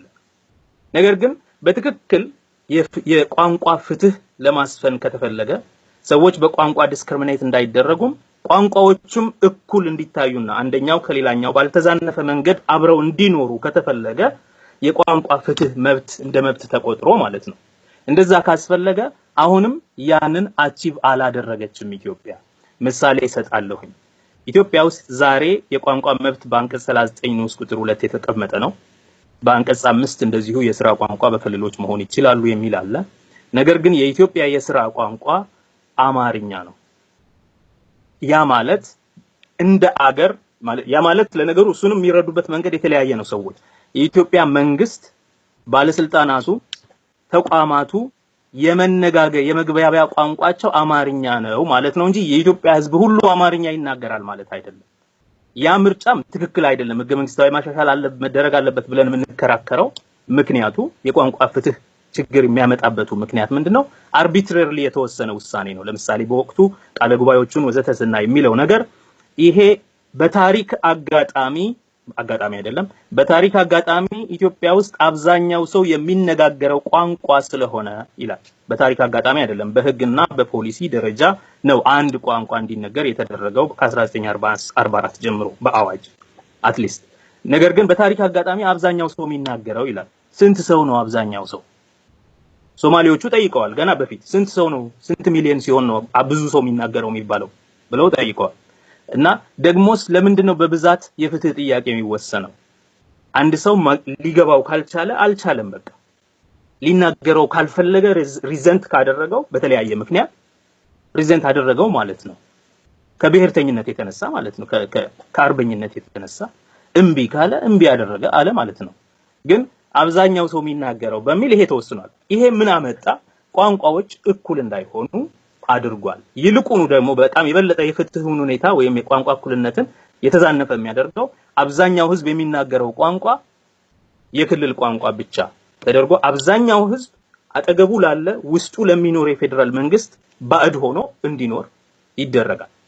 ይሄ ፌር አይደለም የሚል ጥያቄ ይነሳል። ስለዚህ በኢትዮጵያ መንግስት በኩል ፓራዳይዙ አሁን እዚህ ነው ስለሚል አንደኛ ህዝባዊ ምንድነው ህብረ ብሔራዊነትን አኮሞዴት አድርጌያለሁ። again another misconception አኮሞዴት ምንድነው መቀበል ነው የሚባለው፣ ማስተናገድ ችያለሁ ይላል። ለነገሩ አንድ ማይኖሪቲ ቡድን የትልቁን ቡድን ማስተናገድ አይችልም። ኢትዮጵያ ሀገረ መንግስት ችግሩ አንዱ ሲጨቁን የነበረ የቋንቋ የበላይነት የባህል የበላይነት ነበረው የሚባለው ቡድን አይደለም የተቀበለው። ይሄንን የፔሪፈሪ ፎርስስ ናቸው ይሄንን አኮሞዴት አድርገናል የሚሉት። እነዚህ ደግሞ ማይኖሪቲ ናቸው። ይሄን ደግሜ በኋላ መጣበታለሁ። እና አኮሞዴት አድርገናል ይሉና ግን ደግሞ የቋንቋዎቹ እኩልነት አሁንም ለምንድነው ይሄንን አሁን አጉልቼ ማነሳው? ዛሬም በኦሮሞ እንቅስቃሴ ተቃውሞ እንቅስቃሴ ውስጥ የልጆቹ ጥያቄ ከሆኑት ነገሮች አንዱ አፋን ኦሮሞ የኢትዮጵያ የሥራ ቋንቋ ይሁን የሚል ነው። ይሄን ደግሞ የፖለቲካ ፓርቲዎችም የነ መረራ ጉዲና ኦፕኮ በኋላ ደግሞ ከነ ቡልቻ ደመቅሳ የኦሮሞ ፌደራሊስት ንቅናቄ ጋር አሁን ተቀላቅለው ኦኤፍሲ ደጋግመው ሲያነሱት ነበር። ኢንፋክት ብዙ የኢትዮጵያ ፖለቲካ ድርጅቶች አክሮስ ዘ ቦርድ ይሄንን ኦሮምኛን መቀበል አለብን የሚለውን ወስደውታል። መድረክ ውስጥ አሁን እንደዛ ነበረ። ምንም እንኳን በሱ ምክንያት መተላለፍና መጣላት ቢኖርም ነገር ግን የተቃወመው አንድ ቡድን ብቻ ነው። እሱም የኦህዴድ ነው። ኢንትረስቲንግሊ የኦሮሞን ህዝብ መብት ታገልለታለሁ የሚለው ድርጅት መንግስት ውስጥ ሌላው ህዝብ ገና እስኪለምድ ጊዜ ስለሚወስድ ቋንቋችንን እስኪወዱት ድረስ አሁን ማድረግ የለብንም እነ መረራ ዝም ብለው ስልጣን ለመያዝ ስለሚፈልጉ ነው ይሄን ጉዳይ የሚያነሱት የሚል ተቃውሞ ሲያነሳ የነበረው ደጋግሞ በሁለት የምርጫ ዘመን ኦህዴድ ብቻ ነው። እና ያ እንዳለ ሆኖ የኦሮሞ ህዝብ አሁንም የታየው ተስፋ አለ። የተጀመረ ግማሽ የሆነ የመብት ማክበር በቋንቋ ረገድ ተደርጎለታል። አልተሟላም። ዴፈርድ ሆፕ አሁንም አለ። ያ ዴፈርድ ሆፕ ደግሞ ሙሉ የቋንቋ መብት መጠበቅ ነው።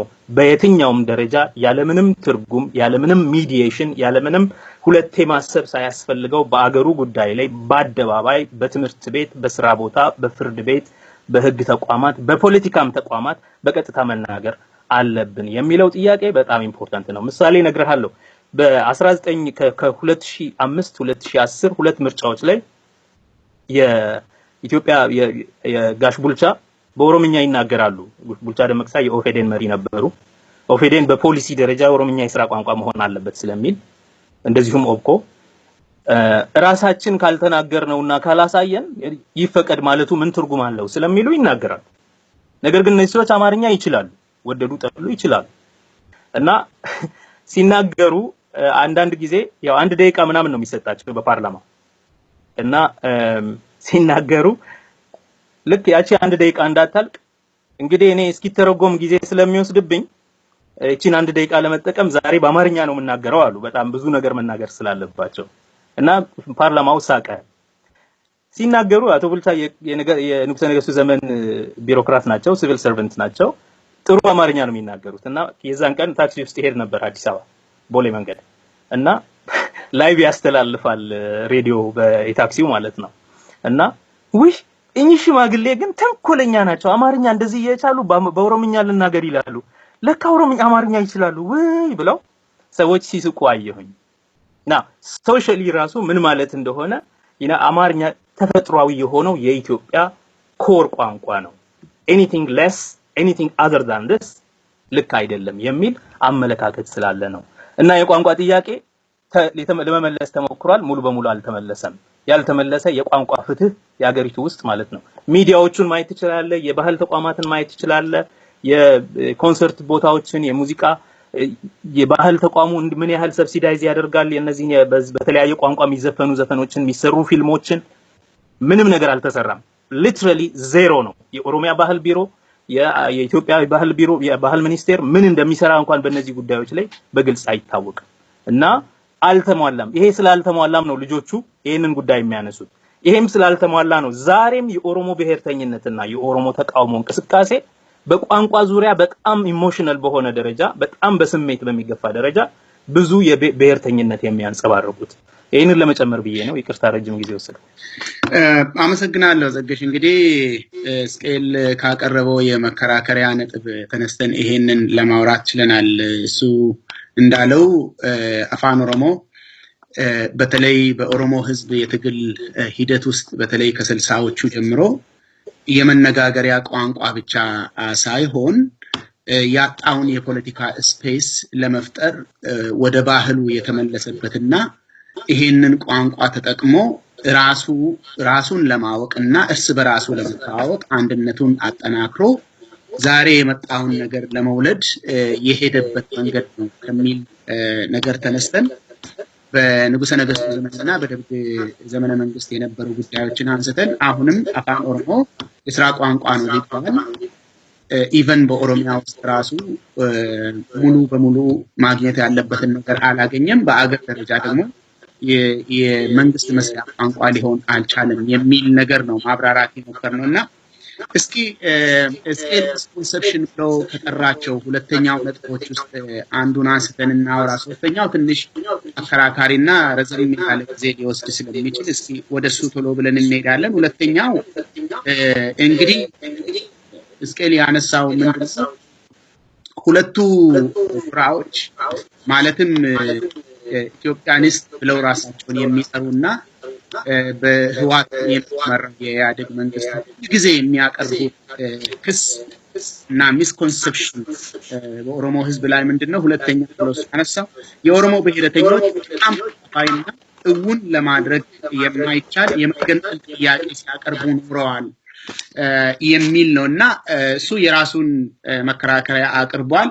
እንግዲህ እናያለን በደርግ ዘመንም በዚህ ዘመንም የኢትዮጵያ የፖለቲካ ቡድን የሆነ ሁሉ የኦሮሞ የፖለቲካ ቡድን የሆነ ሁሉ ኢትዮጵያ ውስጥ ይኑርም አይኑርም የመገንጠል አጀንዳ ከጀርባቸው አልላቀቅ ብሎ ያስቸገረበት ሁኔታ ውስጥ ነው ያለነውና ኢቭን አገር ቤት ያሉ የፖለቲካ ፓርቲዎች በዚህ ክስ ነው የሚሰቃዩት። መንግስት መክሰስ ሲፈልግ በጣም ቀላሉ የክስ መንገድ ይሄንን ሐሳብ ታራምዳላችሁ፣ መገንጠልን እናንተ ውሸታችሁን ነው እንጂ ትደግፋላችሁ እና ያው ኦነግ ናችሁ የሚል ስም ይለጠፍና በስመ ፓርላማ ቴሮሪስት ብሎ ወንጅሏል በሚል ስም አብዛኞቹ ወደ እስር እየተወረወሩ አሁን ደግሞ ወደ ከፋ ደረጃ የተሸጋገረበት ሁኔታ ነው ያለው። እስኪ የኦሮሞ ትግል ምን ውስጥ ስላለፈ ነው? የኦሮሞ ትግል ለዚህ አገር ምን ስለሆነ ነው? ሁሉ ጊዜ ሰው ሲሰማ ከኦሮሞ ውጪ ያለ ሰው ሁሉ መገንጠል ፈልጋችሁ ነው። ኢቭን ኦሮሞ ፕሮቴስት ከአንድ ዓመት በላይ ኮንሲስተንትሊ ማለት ነው ከአንድ ዓመት በላይ ሲኖር ይሄንን ድምጽ ባላሰማበት ጊዜ ሰዎች ያልተነገረውን ነገር የሚሰሙበት ምክንያት ምንድነው? ያልተጻፈውን ነገር ሰዎች የሚያነቡበት ነገር ምንድነው? እስኪ በዚህ ነገር ላይ ምንድነው ማስተላለፍ የፈለከው? እስኪ እንስማ። መጀመሪያ እዚህ ላይ አንዱ ጥያቄ ይሄ ኢትዮጵያዊነት የሚለውና እኔ እዛ በእንግሊዝኛ ቋንቋ ኢትዮጵያኒስት ያልኩት ሁለት የተለያዩ ነገሮች መሆናቸውን ለመናገር ፈልጋለሁ። ኢትዮጵያዊነት ያው የእያንዳንዱ ሰው ምርጫ ነው። ለአብዛኞቻችን ዜግነት ነው፣ ለአንዳንዶች ደግሞ ማንነትም ሊሆን ይችላል። ይሄ የሰው ምርጫ ነው። የሰው ንቃተ ህሊናም የሚወስነው ምርጫ ነው። ኢትዮጵያኒስት ያልኩት ግን የኢትዮጵያን አንድነት ካርታውን እየተመለከቱ እንደ ፖለቲካ ጽንሰ ሐሳብ እንደ አይዲዮሎጂ የሚጠቀሙበት አይዲዮሎጂውን ነው ኢትዮጵያኒስት የሚለው። እሱ የአይዲዮሎጂ ነው። እሱ የፖለቲካ ስርዓትን ለማራመድ የፖለቲካ ስልጣንን ለማግኘት የሚደረግ አይዲዮሎጂ ነው። ከህዝብ ፍላጎትና ከህዝብ ማንነት ጋር የተያያዘ አይደለም። በዚሁ ነው ለአንተ ደግሞ መልስ ለመስጠት የምሞክረው በዚህ ነገር ላይ። ለምንድን ነው እዚህ ነገር ላይ ሙጥኝ የተባለው የሚባለው ነገር ላይ የሚገርመኝ ነገር ነው። ምክንያቱም በተለያየ ጊዜ የተለያየ ጽሁፎችን በዚህ ነገር ላይ ለመጻፍ ሞክሬያለሁ። ምንጩ የኦነግ የፖለቲካ ፕሮግራም ነው የሚባለው። እኔ አሁን እዚህ ላይ ያልኩት ይሄ ነገር በኦነግ የፖለቲካ ፕሮግራም ላይ እንኳን እንደዚህ ግልጽ አይደለም። ምክንያቱም ሁለት ነገሮች አሉ የፖለቲካ ፕሮግራም ውስጥ፣ እሱ ምንጩ ነው ቢባል እንኳን። በአንድ በኩል የሚለው አንድ ማስታወስ ያለብን ነገር ይሄ ነገር በ1976 በሚጻፍበት ጊዜ የኦነግ የፖለቲካ ፕሮግራም ይሄ አዲሱ ዴሞክራሲያዊ አብዮት የሚባል ነገር በኢትዮጵያ ውስጥ ነበረ። የዛሬ 40 ዓመት መሆኑ ነው። በእርግጥ አሁን ያን ጊዜ አዲሱ ዴሞክራሲያዊ አብዮት ውስጥ ኦነግ ተሳታፊ በመሆን ያለው የፖለቲካ ፕሮግራሙ የሚያንጸባርቀው የነበረው በጊዜው የነበረው የተለያዩ ብዙ ነገሮች አሉ በጊዜው።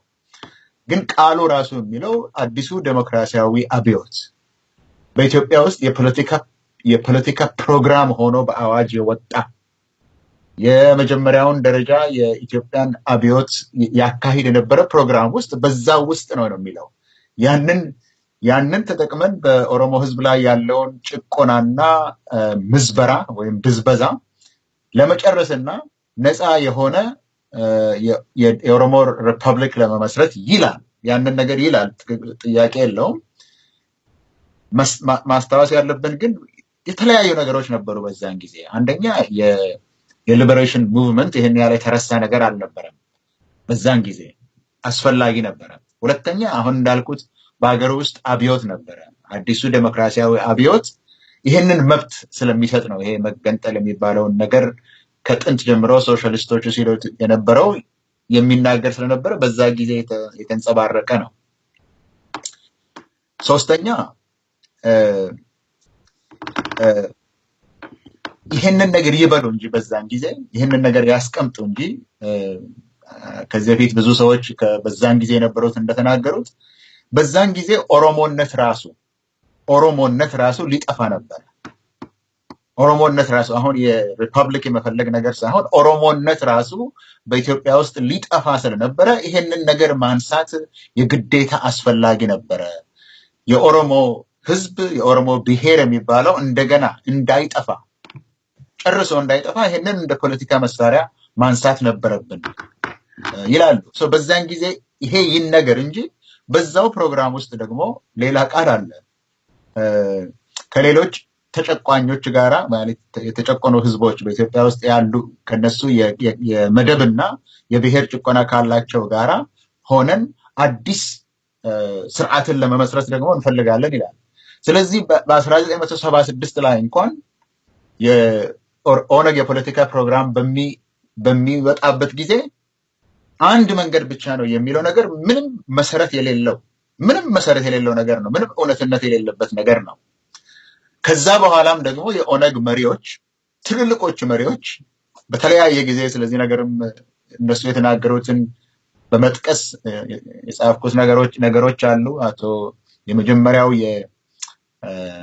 ይሄ አዲሱ መንግስት ከመጣ በኋላ የኦነግ ሊቀመንበር የነበሩት አብዮት አደባባይ ላይ የኦነግ ዋና ጸሐፊ የነበሩት አብዮት አደባባይ ላይ የተናገሩትን ንግግር የሚሰማ ሰው ኦነግ የመጣው ሀገር ለመገንጠል ነው ለማለት አይችልም። ይሄ ህዝብ ሁሉ ሊያየው የሚችል ነው። በዩቲዩብ ላይ ያለ ነው። የተናገሩት አብዮት አደባባይ ላይ ህዝብ ወጥቶ የኦሮሞ ህዝብ ወጥቶ የተናገሩት ነገር ስለ መገንጠል ምንም አይናገረው ነበረ። ከዛ በኋላም ብዙ ሰዎች የተለያየ ነገሮች እንደተናገሩ የፖለቲካ ፕሮግራሞች እንደተለዋወጠ የታወቀ ሆኖ እያለ ይሄንን ነው እንግዲህ ቅድም ድርቅና ያልኩት። ይሄንን እያወቅን ነገር ግን ኦሮሞ የሚባለው ነገር ተገንጣይ ነው የሚለው ነገር በጣም እስከሚያናድድ ድረስ ነው ሰው ለመለጠፍ የሚፈልገው። ይሄ ለምንድን ነው ተብሎ የተጠየቀ እንደሆን በሁለት ደረጃ ነው። አንደኛ እነዚህ ኢትዮፒያኒስት የሚባሉት ኢትዮጵያን እንደ ካርታ የሚያዩ እንደ ኢትዮጵያ እንደ ህዝብ አይደለም በዛ ውስጥ ያለው ካርታ ነው። ያ ካርታ መነካት የለበትም። ያ ካርታ መያዝ አለበት። የቴሪቶሪያል ኢንቴግሪቲ በምንም አይነት መነካት የለበትም። ይሄ ነገር የቴሪቶሪያል ኢንቴግሪቲ ወይ ካርታው መቆየቱ በህዝብ ላይ የሚያደርሰው መከራ ቦታ የለውም። ካርታው መጠበቅ አለበት የሚሉ ምክንያቱም እዛ ላይ ገዢዎች ሆነው የሚቆዩ ሰዎች ያመጡት በአሁን ደረጃ እኔ እስከማየው ድረስ የከሰረ ቦታ የሌለው የፖለቲካ አይዲዮሎጂ ነው። ይሄ ኢትዮፒያኒስት ያልኩት ወይም እንደዛ አድርጌ የተጠቀምኩት። በሁለተኛ ደረጃ ደግሞ በህዝብ ደረጃም ደግሞ ፍርሃት አለ፣ ከፍተኛ ፍርሃት አለ። ለምሳሌ አሜሪካን ሀገር ዲሞክራሲ በየቦታው መሆን አለበት ብሎ ይናገራሉ። በየቦታው ዲሞክራሲ መብት ተጠቅሞ ሐማስ ስልጣን ከወሰደ ግን ያንን አይወዱትም። በኢትዮጵያ ውስጥም ይሄ ፍርሃት አለ። ዲሞክራሲ ማለት ቅድም እንዳልነው የማንነት ጥያቄ ውስጥ ካለ የሚነሳው ሰው ሁሉ ድምጽ የሚሰጠው የራሱን ቋንቋ ለሚናገር እሱን ራሱን ለሚመስል ነው እንጂ ከዛ አልፎ ድምጽ መስጠት አይችልም የሚል ፍርሃት አለ። ኦሮሞ ደግሞ የህዝብ ቁጥር ብዛት ስላለው ኦሮሞ ከመጣ ጠፋን የሚል ፍርሃት አለ። በዚህ ላይ ለብዙ ዘመን ሲሰራ የነበረ ፕሮፓጋንዳ አለ። ለምንድን ነው ይሄንን የሚያደርጉት? የፖለቲካ ልሂቃኑ ለአይዲዮሎጂ ብለው ነው። ህዝብ ውስጥ ደግሞ ፍርሃት አለ። ስለዚህ ይሄ ነገር በጣም አስፈላጊ የሆነ በየጊዜው መነጋገር እና ይሄ ነገር በኦሮሞ ላይ በግድ መለጠፍ የሌለበት ነገር መሆኑ መነጋገር በጣም አስፈላጊ ነገር ነው። እኔን የሚመስለኝ እንደዚህ ነው። የፖለቲካ ልሂቃን እና ሌሎችም ኢትዮጵያኒስት የሆኑ ልሂቃን የሚያራምዱት አይዲዮሎጂ ህዝቡንም አስፈራርቷል እና ከፍተኛ ስራ የሚጠይቅ ነገር ነው ለማለት ነው። በጣም አመሰግናለሁ እስቄል። ጸግሽ ወደ አንተ ሳልመጣ አንዳንድ የመነሻ ሀሳቦችን ለሚቀጥሉትም ነጥቦች የሚሆን አንዳንድ ነገር አነሳለሁ። አንደኛ ይሄ በተለይ ኢምፔሪያል ኢትዮጵያ የተከተለችው ኔሽን ቢልዲንግ ፖሊሲ ወይ ደግሞ የብሔረ አገር ግንባታ የተከተለችው ፖሊሲ የከሰረና ምንም ስራ ላይ ያልዋለ ይልቁንም እሱ የነካካቸው ሰራለው ብሎ የነካካቸው ችግሮች አገርን ለማስፈራራት የበሰለበት ሁኔታ ነው የምናየው ታሪክ ውስጥ። አሁን ለምሳሌ አንዱ የዚህ የኢትዮጵያኒስት መከራከሪያ ነጥብና እና ከነሱ ጋርም የሚስማሙ ሰዎች ብዙውን ጊዜ ይሄ ሞደርናይዜሽን ኤትኒክ ኮንሽስነስ ወይ ደግሞ የብሔር ንቃተ ህሊናን እንዲከስም ያደርጋል የሚል እሱ ወደ ሶስተኛም ነጥብ ላይ ስላለ እንመጣበታለን። ነገር ግን ለአሁኑ ይሄ ነገር ብዙ ክርክር እንደተደረገበት ግን በኢትዮጵያ ይሄ ነገር ፕሮጀክት ሊተገበር ሲሄድ በነገራችን ላይ ኔሽን ቢልዲንግ የምንለው እንደምናውቀው አንድ ኔሽን አርገ አንድን አገር ገነባለው ስትል ሄጂሞኒክ የሆነ አንድ ካልቸር ትፈጥራለህ ማለት ነው። ወይ ደግሞ የተፈጠረውን የቀሩት ቡድኖች ላይ ትጭናለህ ማለት ነው። አንድ እሱ ነው። ኮኖር ይመስለኛል በዚህ ነገር ላይ ከተከራከሩ ምሁራን ውስጥ አንዱ ኔሽን ቢልዲንግ ኢዝ ኔሽን ዲስትሮይንግ ብሎ የሚናገረው አንድ አገርን በብሔር መልክ መቅረጽ ወይ ደግሞ ብሔራ አገርን መቅረጽ መሞከር ብሔርን ማጥፋት ነው። አሁን ኦሮሞ ሐሳብ እያቀረበ እንዳለው እየተናገረ ያለው ቋንቋ የተረገጠብኝ ቋንቋዬ ዛሬም ቢሆን የሚገባውን ቦታ አላገኝም እንደሚባለው ማለት ነው። ኢምፔሪያል ኢትዮጵያ ሄጂሞኒክ የሆነ አንድ የበላይ የሆነን ባህላዊ ቡድን ወይ ደግሞ የቋንቋን ቡድን ሌሎቹ ላይ ለመጫን ያደረገችው ሪባውንድ ከዛ ተስፈንጥሮ ወደዚህ ተመልሰው ጠንካራ የሆነ የብሔር ማንነትን እንደፈጠረና የብሔር ማንነትን ሊና እንደፈጠረ የሚታይ ጉዳይ ነው።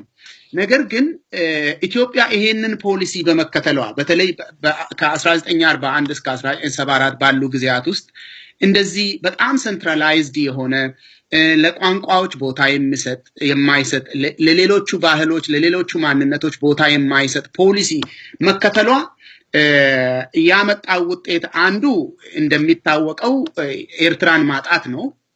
ከዛ በኋላ ደግሞ የቀሩትን ኢትዮጵያ ውስጥ የቀሩትን ብሔረተኝነት ማጠናከር ነው ውጤቱ የሆነው ማለት ነው። ስለዚህ እነኚህ ነገሮች ሲታዩ በነገራችን ላይ ህወሓትም ቢሆን የዚህ አይነት ፖሊሲ ውጤት እንደሆነ ነው የምረዳው እኔ። ምክንያቱም ከሰማይ አልወረዱም። እነኚህ ሰዎች ሲነሱ ዛሬ ገዳዮች ቢሆኑም ወደ ግድያ ቢገቡም አገርን ቢገዱም ወደ ሽፍትነት ራሳቸውን ቢቀይሩም መጀመሪያ ከቤት ሲወጡ በጣም ሶሊድ የሆነ ሌጂቲሜት የሆነ ጥያቄ ይዘው ነው ከቤት የወጡትና ያ ደግሞ በንጉሠ ነገሥቱ ዘመን ኢትዮጵያ የተከተለችው የአገር ግንባታ ፖሊሲ ነው። በኋላ መጨረሻ ላይ ልናነሳ የምንሞክረው እስኪ ይሄ የመገንጠል ነገር ኤርትራን ይዘው ሄዷል። እንግዲህ አሁን ደግሞ ኦሮሞ ይሄንን ነገር ሁሉ እያደረገ ይሄንን ነገር ሁሉ ጥያቄ እያቀረበ ለኔም አገሬ ነው ብሎ ሁሉንም ነገር እያደረገ ለምን እንዳልሄደ እስቄል በራሱ መንገድ አብራርቶልናል። እስኪ ጸግሽ በዚህ ላይ አጥር ያለ የራስን ማብራሪያ ከሰጠህን ሶስተኛው ሐሳብ ላይ እንሄዳለን። ትንሽ አከራካሪ የሆነ ነገር ስላለበት ማለት ነው። ሶስተኛው አይ ቲንክ ሁለት ነገር ነው። አሁን ልክ ነው ዝቄል እንዳለው የኢትዮጵያ መንግስት በአንድ በኩል እንደገና ደግሞ መንግስት ስልጣን የሌላቸው ኢትዮጵያኒስት በሌላ በኩል ኮንቨርጅ ያደርጋሉ፣ አንድ ቦታ ይስማማሉ። የኦሮሞን የወደፊት እድል በተመለከተ ወይም የኦሮሞ ብሔርተኞች የሚያቀነቅኑት የመገንጠልን ሐሳብ ነው ሲሉ በጣም ይጋራሉ ብዙ ጊዜ እና ተመሳሳይ ፍርሃት አላቸው እና ይሄ የኢትዮጵያ መንግስት ለረጅም ጊዜ የኦሮሞን ኢትዮጵያ ውስጥ ዲሞክራሲ እንዳይኖር ለውጥ እንዳይኖር በማድረግ ረገድ ተጠቅሞበታል። የኦሮሞ ጥያቄ ገፍቶ ሲመጣ ሁሉ ጊዜ የሚያደርገው ነገር ከኢትዮጵያኒስት ከሆኑ ሌሎች ፖለቲካ ኤሊትስ ጋር እንደ መደራደሪያ ኢትዮጵያዊነት የሚባለውን የኢትዮጵያኒስት አይዲዮሎጂ እንደ በማጀገን ወደዛ የመግፋት ነገር አለ። ለምንድነው ይሄ የሚሆነው? ለምንድነው ሁለቱ ኮንቨርጅ የሚያደርጉት የሚል ነገር ከተነሳ ለምንድነው የሚስማሙት? ይሄንን ስቶሪ ይሄንን የተገንጣይነት የጠባብነት ስቶሪ በኦሮሞ ላይ በመለጠፍ የሚስማሙት ለምንድነው የተባለ እንደሆነ ሁለት ነው ምክንያቱ። አንደኛው የኢትዮጵያ መንግስት ማለት ህወሓት የሚመራው የኢትዮጵያ መንግስት የብሔር ጥያቄን መልሻለሁ። አንደኛ የብሔር ጥያቄ አለ። የብሔር ጥያቄ ትክክለኛው መልስ የራስን እድል በራስ መወሰን ነው ብሎ ያምናል። ጥያቄ አለ። ጥያቄው ትክክለኛ መልሱ ራስን እድል በራስ መወሰን ነው ይላል። ከዛ ግን መልሱ ተመልሷል ይላል። እነሱ አይደሉም የሚመልሱት፣ እሱ መልሶታል። ህዝቦቹ አይደሉም የሚመልሱት። እና የብሔር ጥያቄ አለ ካልክ ትክክለኛው መልስ ደግሞ የራስን እድል በራስ መወሰን ነው ካልክ በዛው ሞመንት አንተ ሪሲድ ማድረግ አለብህ ከቦታው። ራሱ ህዝቡ ነው የሚወስን። ምን ማለት ነው? ያ ህዝቡ እንዲወስን የራስን እድል በራስ መወሰን እንዲያደርግ ዲሞክራሲያዊ ድባብ መፍጠር አለብህ ማለት ነው። ዲሞክራሲ ከሌለ የራስን እድል በራስ መወሰን የለም። የራስን እድል በራስ መወሰን ከሌለ አንተ ወሰንክ እንጂ አልወሰንም። ቲዮሬቲካል ነው ነገሩ ማለት ነው። ሁለት ነገሮች አነሳለሁ ለምሳሌ ያህል። አንደኛ ለምሳሌ በ1994 ህዳር ወር በፈረንጅ ዲሰምበር ህገ መንግስቱ ጸደቀ። የኢትዮጵያ ህገ መንግስት አንቀጽ 39 አንድም ያለበት ይሄ ያለምንም ቅድመ ሁኔታ የራስን እድል በራስ መወሰን እስከ መገንጠል ድረስ እውቅና ተሰጥቶታል የሚለው የህገ መንግስት አንቀጽ ጸደቀ። ሐምሌ ላይ አዲስ መንግስት ማለት ህገ መንግስቱ ይጸናል በስራ ላይ ይውላል ተብሎ እየተጠበቀ ያለ የመጀመሪያው የህገ መንግስት ጉባኤና የክልሎች ምክር ቤት የፌደራሉም የክልሉ ምክር ቤት የመጀመሪያው እንዲመረጡ ለማድረግ ምርጫ ተካሄደ። ምርጫ እንደተካሄደ በሶማሊ ክልል የተመረጠው ፓርቲ በኋላ እንደዚህ አሊታሃድ ተብሎ ኦኤንኤልኤፍ ተብሎ ከሀገር ሊወጣ በሽብርተኝነት ተመድቦ ማለት ነው። ህገ መንግስቱ እንግዲህ ከጸደቀ የራስን እድል በራስ መወሰን እውቅና ከተሰጠው እኛም ስንዋጋለት የኖርነው ይሄ ነገር ስለሆነ ለምን አሁን ሬፈረንደም አይካሄድልንም ብለው ተነጋገሩ። አንድ ሰው ተቃወመ፣ አንድ ሰው ተአቅቦ አደረገ። ስማቸውን መጥራት ይቻላል አስፈላጊ አይደለም እንጂ ሙሉ በሙሉ ምክር ቤቱ አዎ ሬፈረንደም ይካሄድና እንገንጠል አሉ። ከዛ ጠቅላይ ሚኒስትር መለስ በዛ ጊዜ ስጡን እንጂ ምንም እኮ አልሞከርንም አልተገበርነውም ብሎ ሽማግሌዎቹን ገጠር ለገጠር እየዞረ አናገረ። ሲመለስ ከ15 ቀን በኋላ ምክር ቤቱን በተነ፣ ስራ አስፈጻሚውን አሰረ፣ ሌሎች ስራ አስፈጻሚዎች ሾመ፣ ኑሮ ቀጠለ። ይሄንን በጣም ሁሉ ጊዜ የምጠቅሰው አንድ ለተማሪዎች የምጠቅሰው አኔክዶት አለ። ወላይታ መጀመሪያ ኢህአዴግ እንደገባ አንድ ታጋይ ወላይታ ዞን ሄደ እና አንድ የወረዳ ከተማ ውስጥ ሰብስቦ ህዝቡን ያናግራል ስለ አዲሱ ዲስፔንሴሽን ማለት ነው። ይሄ 91 ማለት ነው በክረምት ወደ 92 መቃረቢያ እና ህዝቡን አሰብስቦ በእንደዚህ ሜዳ ላይ ነውና ሰብስቦ ሲያናግር ስለ ኢህአዴግ ዲስፔንሴሽን ይናገራል። የብሔር ብሔረሰቦች ጭቆና ነበረ፣ ብሔር ብሔረሰቦች እኩልነታቸውን አግኝተዋል፣ በቋንቋቸው መጠቀም ይችላሉ፣ ራሳቸውን ማስተዳደር ይችላሉ፣ የራሳቸው ልጆች ያስተዳድሯቸዋል እንደዚህ እና ከፈለጉ ደግሞ ራስን እስከ መገንጠል ድረስ መሄድ ይችላሉ ምናምን እያለ ያስረዳልና በትርጉም ነው የሚያስረዳውና ታጋዩ ትግርኛ ተናጋሪ ነው። ያው ገና የትግል ልብሱ እንደለበሰ ማለት ነው። እና ተርጓሚው አንድ የቲቲአይ መምህር ነው። እና ያ ይተረጉማል ወደ ወላይትኛ ማለት ነው። እና ህዝቡ ይሰማል። ሲያልቅ ህዝቡ እንግዲህ ከደርግ ዘመን ወዲህ የመጀመሪያው ስብሰባው ነው። ያው ባለስልጣን መጥቶ ይናገራል፣ ካድሬ ይናገራል፣ ሰምቶ አጨብጭቦ መሄድ ነው እንጂ መፈክር አስብሎ ካለ የሚባል ነገር ብለው ይሄዳሉ እንጂ ተናገሩ የሚባል ሰምተው አያውቁም። እና ይሄ ታጋይ በጣም አብዮተኛ ስለሆነ እና ሐሳብ ስጡ ይላል። ህዝብ ዝም አለ ፈርቶ። ሐሳብ ስጡ በቃ በጣም ግራ ሲገባቸው አንድ ሽማግሌ ሰውዬ እሳቸው ይናገሩ ተባለና እሳቸው የተናገረውን ነገር በሙሉ አስደገሙት። ልጄ አንተ ያልከው አሁን እኛ በቋንቋችን መጠቀም እንችላለን፣ ታሪካችን ማሳደግ እንችላለን፣ ራሳችን ማስተዳደር እንችላለን ነው ያልከው አይደል? አዎ። በባህላችን አዎ። ልጆቻችን ያስተዳድሩናል፣ አዎ ያስብሉታል። ይሄ ሁሉ እየተረጎመለት ነውና ከዛ እና ራሳችን ማስተዳደር እንችላለን፣ አዎ። መገንጠልም እንችላለን፣ አዎ። በቃ ሁሉ ነገር በራሳችን ማድረግ እንችላለን፣ አዎ። ታዲያ ልጅ አንተ እዚህ ምን ትሰራለህ አሉት። ከዛ ሰው በጣም አጨበጨበ። እስኪተረጎም አልጠበቀም። ተርጓሚው ልጅ ትንሽ ስላፈረ ዝም አለው። ምንድነው ያሉት አለ። አይ ዝም ብሎ ማይረባ ነገር ነው አላቸው። ምንድነው ያሉት? አይ ዝም ብሎ ነው እኮ ንገረኝ ምንድነው ያሉት? ልጁ ትንሽ ፈራና በቃ ያው ራሳቸው ይናገሩ አለ። አሁን እና ሰውየው አሁን አጠር አድርገው እንዲህ ብለሃል አይደል? አዎ። ታዲያ አንተ ምን ትሰራለህ እዚህ? ለምንድነው ይሄንን አኔክዶቱን ላይ የማነሳው? ህዝቦች የራሳቸውን ድል በራሳቸው ይወስናሉ ካልክ በዛ ንግግር ራስህን እያጠፋ ነው። ልክ በተናገርከው ሞመንት ከዛ አካባቢ ራስህን ማንሳት አለ። ምክንያቱም ባይ ዴፊኒሽን እነሱ ናቸው የሚወስኑት ማለት ነው። ይሄንን ማድረግ አልቻለም ኢህአዴግ። አሁን ያለው አጣብቂኝ እስካሁን ድረስ ያለው ይሄንን ይሰብካል። ታዲያ አንተ እዚህ ምን ትሰራለህ ሲባል መልስ የለውም። ወይ እኔ ነኝ ማቀለት ለህዝቡ ሌሎች እናንተ አይደላችሁ የምታውቁት እያለ ነው። ደጋግሞ በረከትም እንደሚለው የኢትዮጵያ ህዝብ አብዛኛው ገበሬ ነው። ገበሬው አንድ ኢንትረስት ነው ያለው፣ እሱን የሚያደርገው ኢህአዴግ ብቻ ነው። ስለዚህ ሌሎች ፓርቲዎች አያስፈልጉም። ስለዚህ ዲሞክራሲ አያስፈልግም። ኦኬ እኛንን የምናቀልህ እያለ ነው። ይሄ በራሳቸው ሎጂክ አጣብቂኝ ውስጥ ከተዋቸዋል። ስለዚህ ምን ማድረግ አለባቸው? ለዚህ ጥያቄ የራስ ዕድል በራስ መወሰን የማንነት ጥያቄ ትክክል ነው ካልክ እና አንተ ምን ትሰራለህ የሚለውን ጥያቄ እንዳይጠየቁ ማድረግ ያለባቸው ማንነትን በሴኩሪታይዝ ማድረግ ማለት ነው። አይደንቲቲ ኢትዮጵያ ውስጥ ሴኩሪታይዝድ ነው።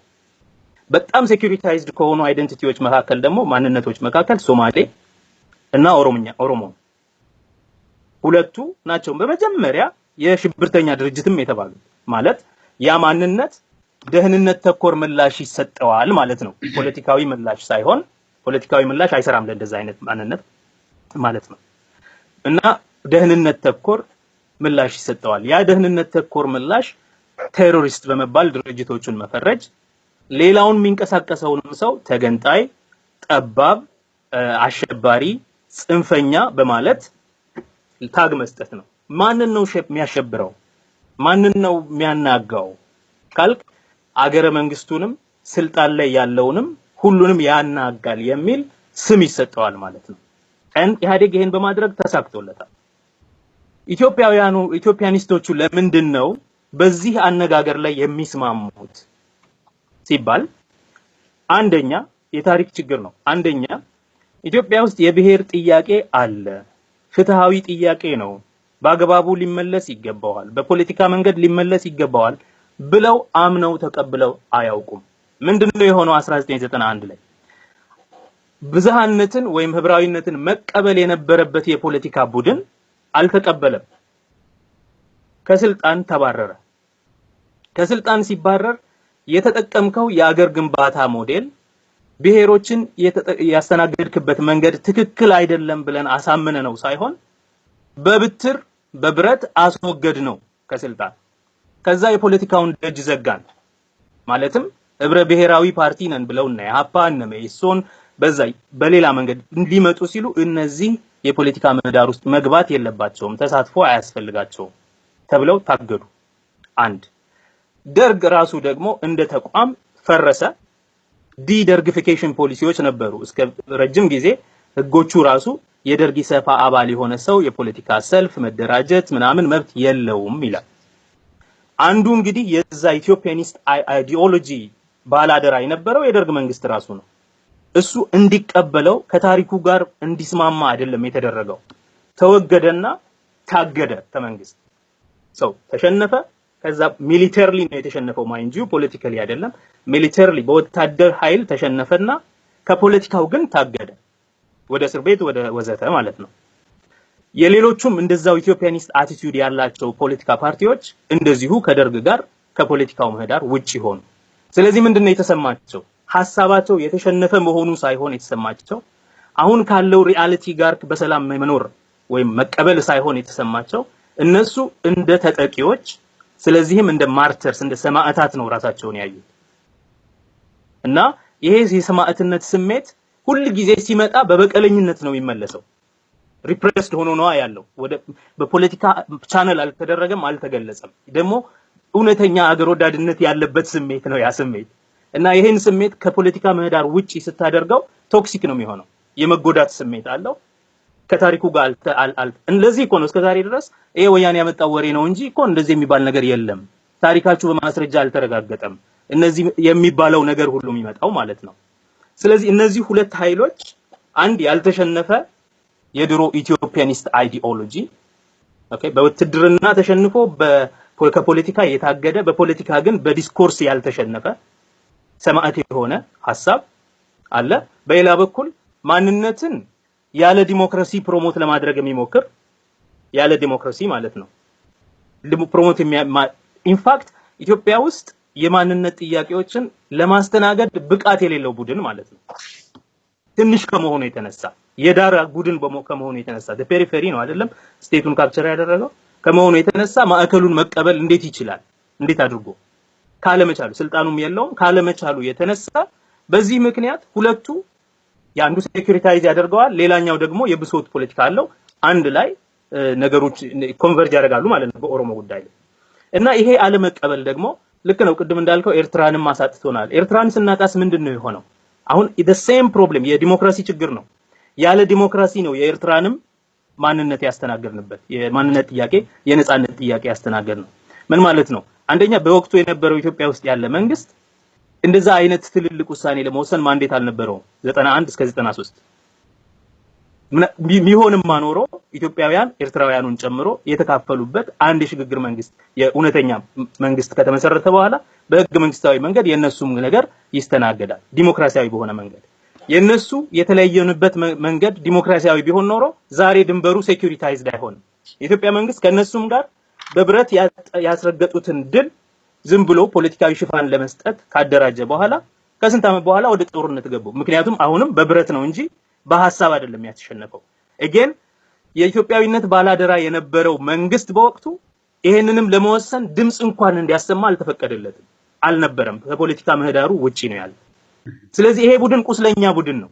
ቁስለኛ ብሔርተኝነት አለው እና ቶሎ ይከፋዋል፣ ቶሎ ይበሳጫል፣ ሁሉንም ነገር ይክዳል። ካለው ሪያሊቲ ጋር ራሱን አላስማማም። እነዚህ ሁለት ምክንያቶች ይመስሉኛል አንድ ላይ ሲተባበሩ የኦሮሞን እንቅስቃሴ የሶማሊን እንቅስቃሴ ሁሉ ጊዜ እንደ የክህደት እንቅስቃሴ ኢትዮጵያን የማፍረስ እንቅስቃሴ አድርገው የሚያዩት እናም ከታሪኩም ጋር ከነዚህ ጥያቄዎችም ጋር ፍለፊት ለመገናኘት አለመቻላቸው በፖለቲካዊ መንገድ በፖለቲካ ምህዳር ውስጥ ስለሌሉ ይመስለኛል። እና እነዚህ አሉ። ከዛ ደግሞ ያው ዴሊብሬት የሆኑ ፊርሞንገሪንግ ስትራቴጂ ማለት ፍርሃትን የማስፋፋት እንቅስቃሴ ያው ፖለቲካ ስለሆነ እነዚህም ነገሮች አሉበት ብዬ አምናለሁ። በጣም አመሰግናለሁ ዘግሽ። እንግዲህ ወደ ሶስተኛው ምስኮንሰፕሽን እንሂድ እስኪ። ይሄ ዘመናዊነት ወይ ደግሞ ሞደርኒቲ የሚባለው ነገር ኢንዲጂነስ የሆኑ ተቋማትን እንዳጠፋ ሳይረዱ የኦሮሞ ልሂቃን የብሔርተኝነትን ሐሳብ አንስተው አንቀሳቅሰዋል የሚል ክስ ብዙውን ጊዜ ይሰማል። እና እስኪ እንግዲህ ይሄ በአካዳሚክ ዲቤት ውስጥ በጣም ሰፊ የሆነ ክርክር እንደተደረገበት ይታወቃል። ግን የኢትዮጵያ ላንድስኬፕ ውስጥም እኩል አስፈላጊ ነገር ይመስለኛል። እና ሞደርኒቲ እውነት አሁን የብሔር ተኮር የሆነ ንቃተ ህሊናን ዲስካሬጅ ያደርጋል ወይ? አሁን ወደ እስቄል መከራከሪያ ነጥብ እንመጣለን። ግን መጀመሪያ እስኪ አንዳንድ ምሁራን የሚያነሱትን ሐሳቦች ለምሳሌ ያክል አንድ ሁለቱን ላንሳ። ለምሳሌ አሁን ኮኖር ሲያነሳ የሚናገረው ሞደርናይዜሽን የምንለው ሐሳብ ራሱ የብሔር ተኮር ንቃተ ህሊናን ያሳድገዋል እንጂ ወደ ታች አይወስደውም የሚል ክርክር አለው። እና ስለዚህ የብሔር ንቃተ ህሊናን ወደ ላይ ሲያነሳ ደግሞ ይሄንን የሞደርናይዜሽን ስኪም በተለይ ኢትዮጵያ ከ1940ዎቹ ጀምራ እስከ ንጉሠ ነገሥቱ ውድቀት ድረስ እየተከተለችው የአሲሚሌሽንስት የሆነ ፖሊሲ እንዲቃወሙ ነው የሚያደርገው እንጂ ዲስካሬጅ አያደርጋቸውም የሚል አንድ መከራከሪያ ነጥብ አለ። በእርግጥ አሁን ከቅርብ ጊዜ ጀምሮ ብዙ ምሁራን የሚስማሙበት አንድ ሐሳብ አለ። ይሄም ምንድነው? በሞደርናይዜሽን እና ካልቸራል ኮንሽስነስ ወይ ደግሞ ይሄ ባህላዊ የሆነ ንቃተ ህሊና መካከል ያለው ታሪካዊ ግንኙነት በደንብ አልተጠናም ወይ ደግሞ ኢግኖር ተደርጓል። ስለዚህ ያላቸው ግንኙነት በደንብ ግልጽ አይደለም የሚል ሐሳብ አለ። ግን ሁሌ የምንሰማው ክስ አለ። አሁን በጊዜ ሂደት ይሄ ነገር ከስሟል። ብሔር የሚባል ነገር እኮ ቋንቋው ነው እንጂ የማንነቱ ነገር የለም የሚሉ ድምጾች ኢቭን አሁን ኦሮሞ ፕሮቴስት ከተሰማበት ጊዜ ጀምሮ ራሱ መሞት ሲኖርባቸው እንቢ ብለው እየተሰሙ ነው፣ እውነታን እየተጋፈጡ ማለት ነው። ይሄንን ጠለቅ ብለን ወደ ማንነት ጉዳይ ባለፈው አንስተንም ስላወራን ጠለቅ ብለን ወደ ማንነት የምንገባ አይመስለኝም፣ ጊዜውም አይኖረንም። ነገር ግን ይሄንን ኢትዮጵያ ስታካሄድ እስኪ በዛው የመጨረሻ ቶፒካችን እናረጋለን። ይሄንን ስታካሄድ ኢትዮጵያ እንደዚህ አይነት ፖሊሲ ስታካሄድ የፖለቲካ ሂደቱ ምን ውስጥ አለፈ እና ይሄ ሁሉ ውጥንቅጥ ውስጥ ለምን ገባች እቺ ሀገር? እንደዚህ አይነት ማንነቶች ከስመው ከሆነ እቺ ሀገር ለምን ፖለቲካ ውጥንቅጡ የወጣ ሆነ? ለምን ይሄ ሁሉ ክራይሲስ ገጠማት እቺን ሀገር? የብሔር ማንነት ጠፍቶ ከሆነ የብሔር ማንነት ጥያቄ የማይጠቅመን ከሆነ በዚህ ሰዓት ለምንድን ነው ይሄ ድምጽ የሚሰማው? ምክንያቱም እንግዲህ መጀመሪያ ላይ እስቄል ጽሁፉን ሲያቀርብ ያስቀመጠውና ማንም ሰው የሚያውቀው አንድ ትልቅ ጉዳይ አለ። ባለፉት 50 ዓመታት ውስጥ የኢትዮጵያን ፖለቲካ ዶሚኔት ያደረጉ ሁለቱ ጥያቄዎች፣ አንዱ የብሔር ጥያቄ ነው፣ ማንም የሚክደው ጉዳይ አይመስለኝም። አንዱ ደግሞ የመሬት ጥያቄ ነው። እስኪ እነኚህን ሁለቱን ሐሳቦች ይዘን አንድ ላይ እንሂድ። እስኪ እውነት ኢትዮጵያ ውስጥ ዘመናዊነት ወይ ደግሞ ሞደርኒቲ የምንለው ነገር የብሔር ማንነት እንዲከስም አድርጓል? ይሄንን መረዳት አቅቷቸው ነው የኦሮሞ ወጣቶች ወይ ደግሞ የኦሮሞ ብሔርተኞች ሁሉ ጊዜ የማንነታቸውን ጉዳይ ከፍ አድርገው የሚጠይቁትና ጥያቄያችን ይመለስ የሚሉት? እስኪ ከስቄላ አንተ ልጀምርና ወደ ጸጋ ሄዳለሁ። ከዛ ዘመናዊነት እነዚህን ጥንታዊ የሆኑ ታማኝነት ልበላቸው ሎያልቲስ ጥንታዊ የሆኑትን ያስቀራል። ምክንያቱም እነዛ የሚጠቅሙት ለጥንታዊ ጊዜ ነው እንጂ ለሞደርን ወይም ዘመናዊ ለሆነ ጊዜ አይደለም።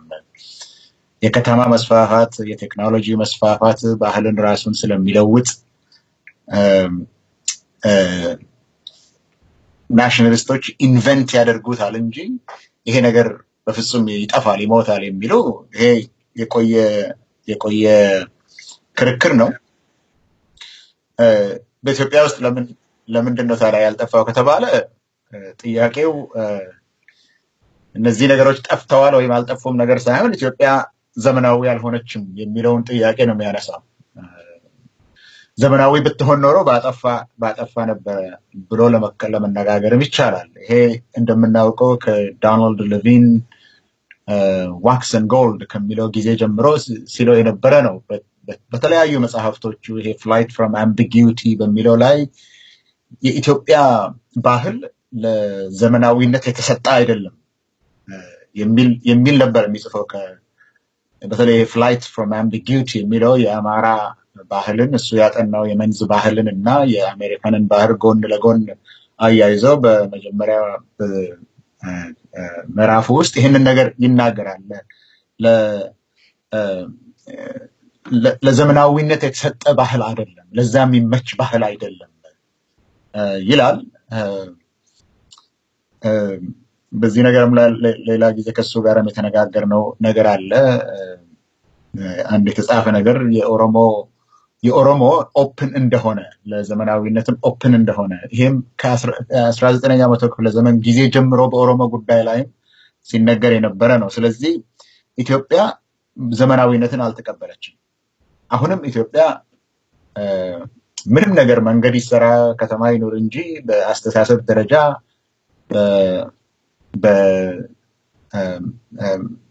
ሜዲቫል ነው ለማለት ይቻላል እና ይሄ የለም ማለት ይቻላል።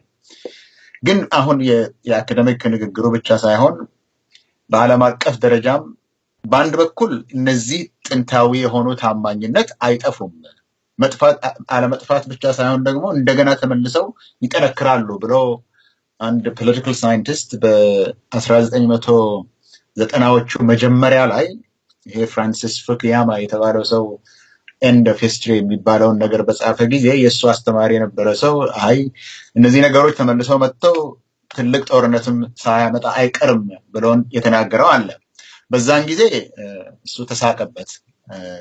አሁን ግን ዞሮ ዞሮ ይሄ እነዚህ ነገሮች እነዚህ ጥንታዊ የሆኑ ታማኝነቶች ተመልሰው እንደመጡ በተለይ በሁለት ምክንያት የሶቪየት ዩኒየን ከወደቀ በኋላ እና ይሄ ግሎባላይዜሽን በጣም ከጠነከረ በኋላ ሰው ሴኩሪቲ ይፈልጋል። ሆብስ ካለው ጊዜ ጀምሮ ሴኩሪቲ ይፈልጋል።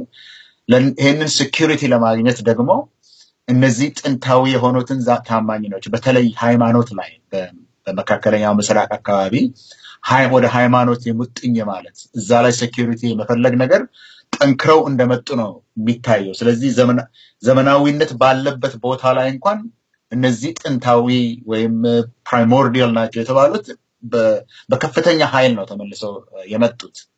ይሄንን በአውሮፓም እናያለን፣ በአሜሪካም ዛሬ በደንብ ያየነው ነው። እነዚህ ጥንታዊ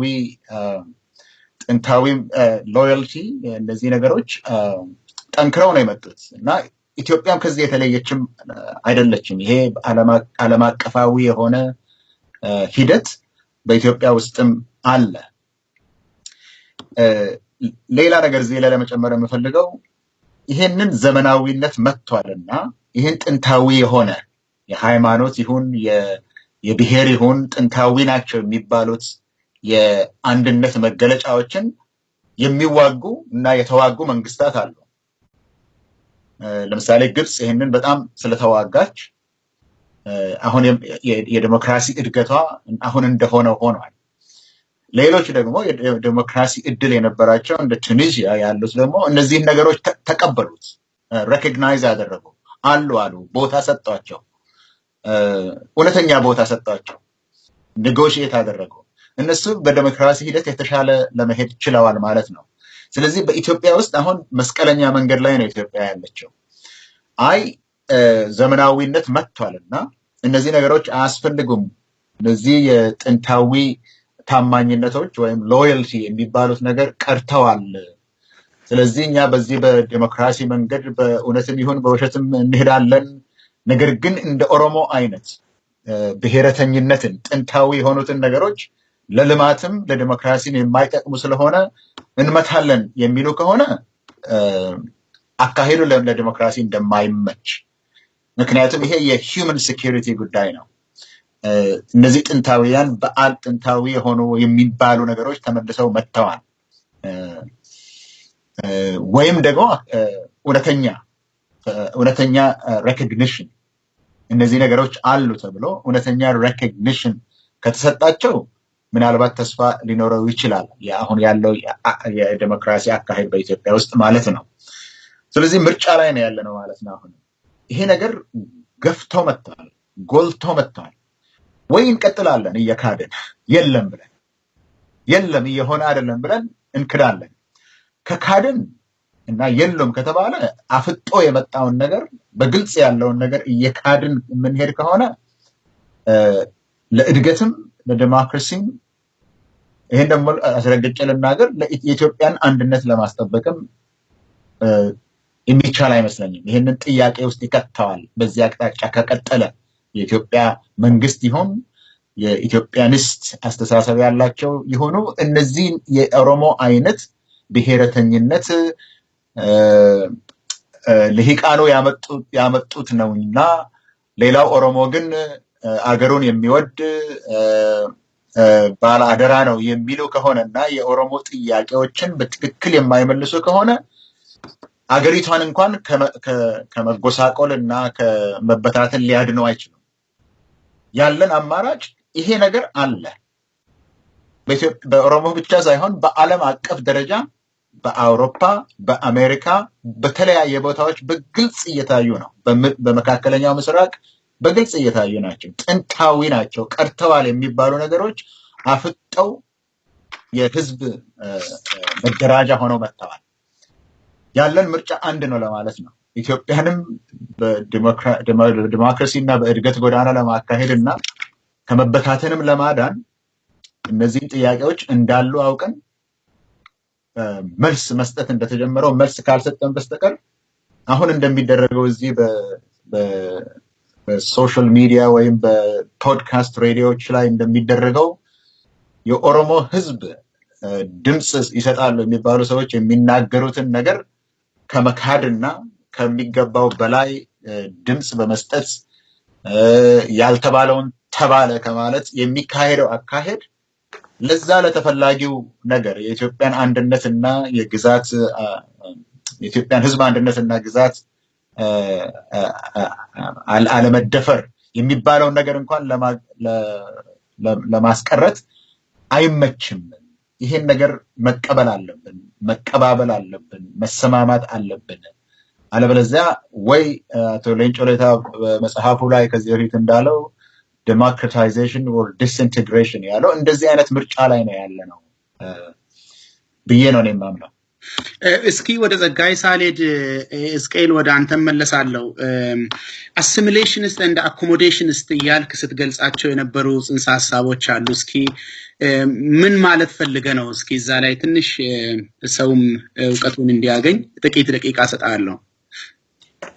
እዛ ላይ አንድ ሁለት ልሂቃንን ጠቅሼ ነው ስለዚህ ነገር የተናገርኩት። ጥያቄው ከዚህ ከብሔረሰቦች ጥያቄ ይመጣል ያልኩት የኢትዮጵያ ታሪክ አሁን ባለፈው 6-10 ዓመታት ውስጥ ያለው ታሪክ የነዚህ ሁለት ጥያቄዎች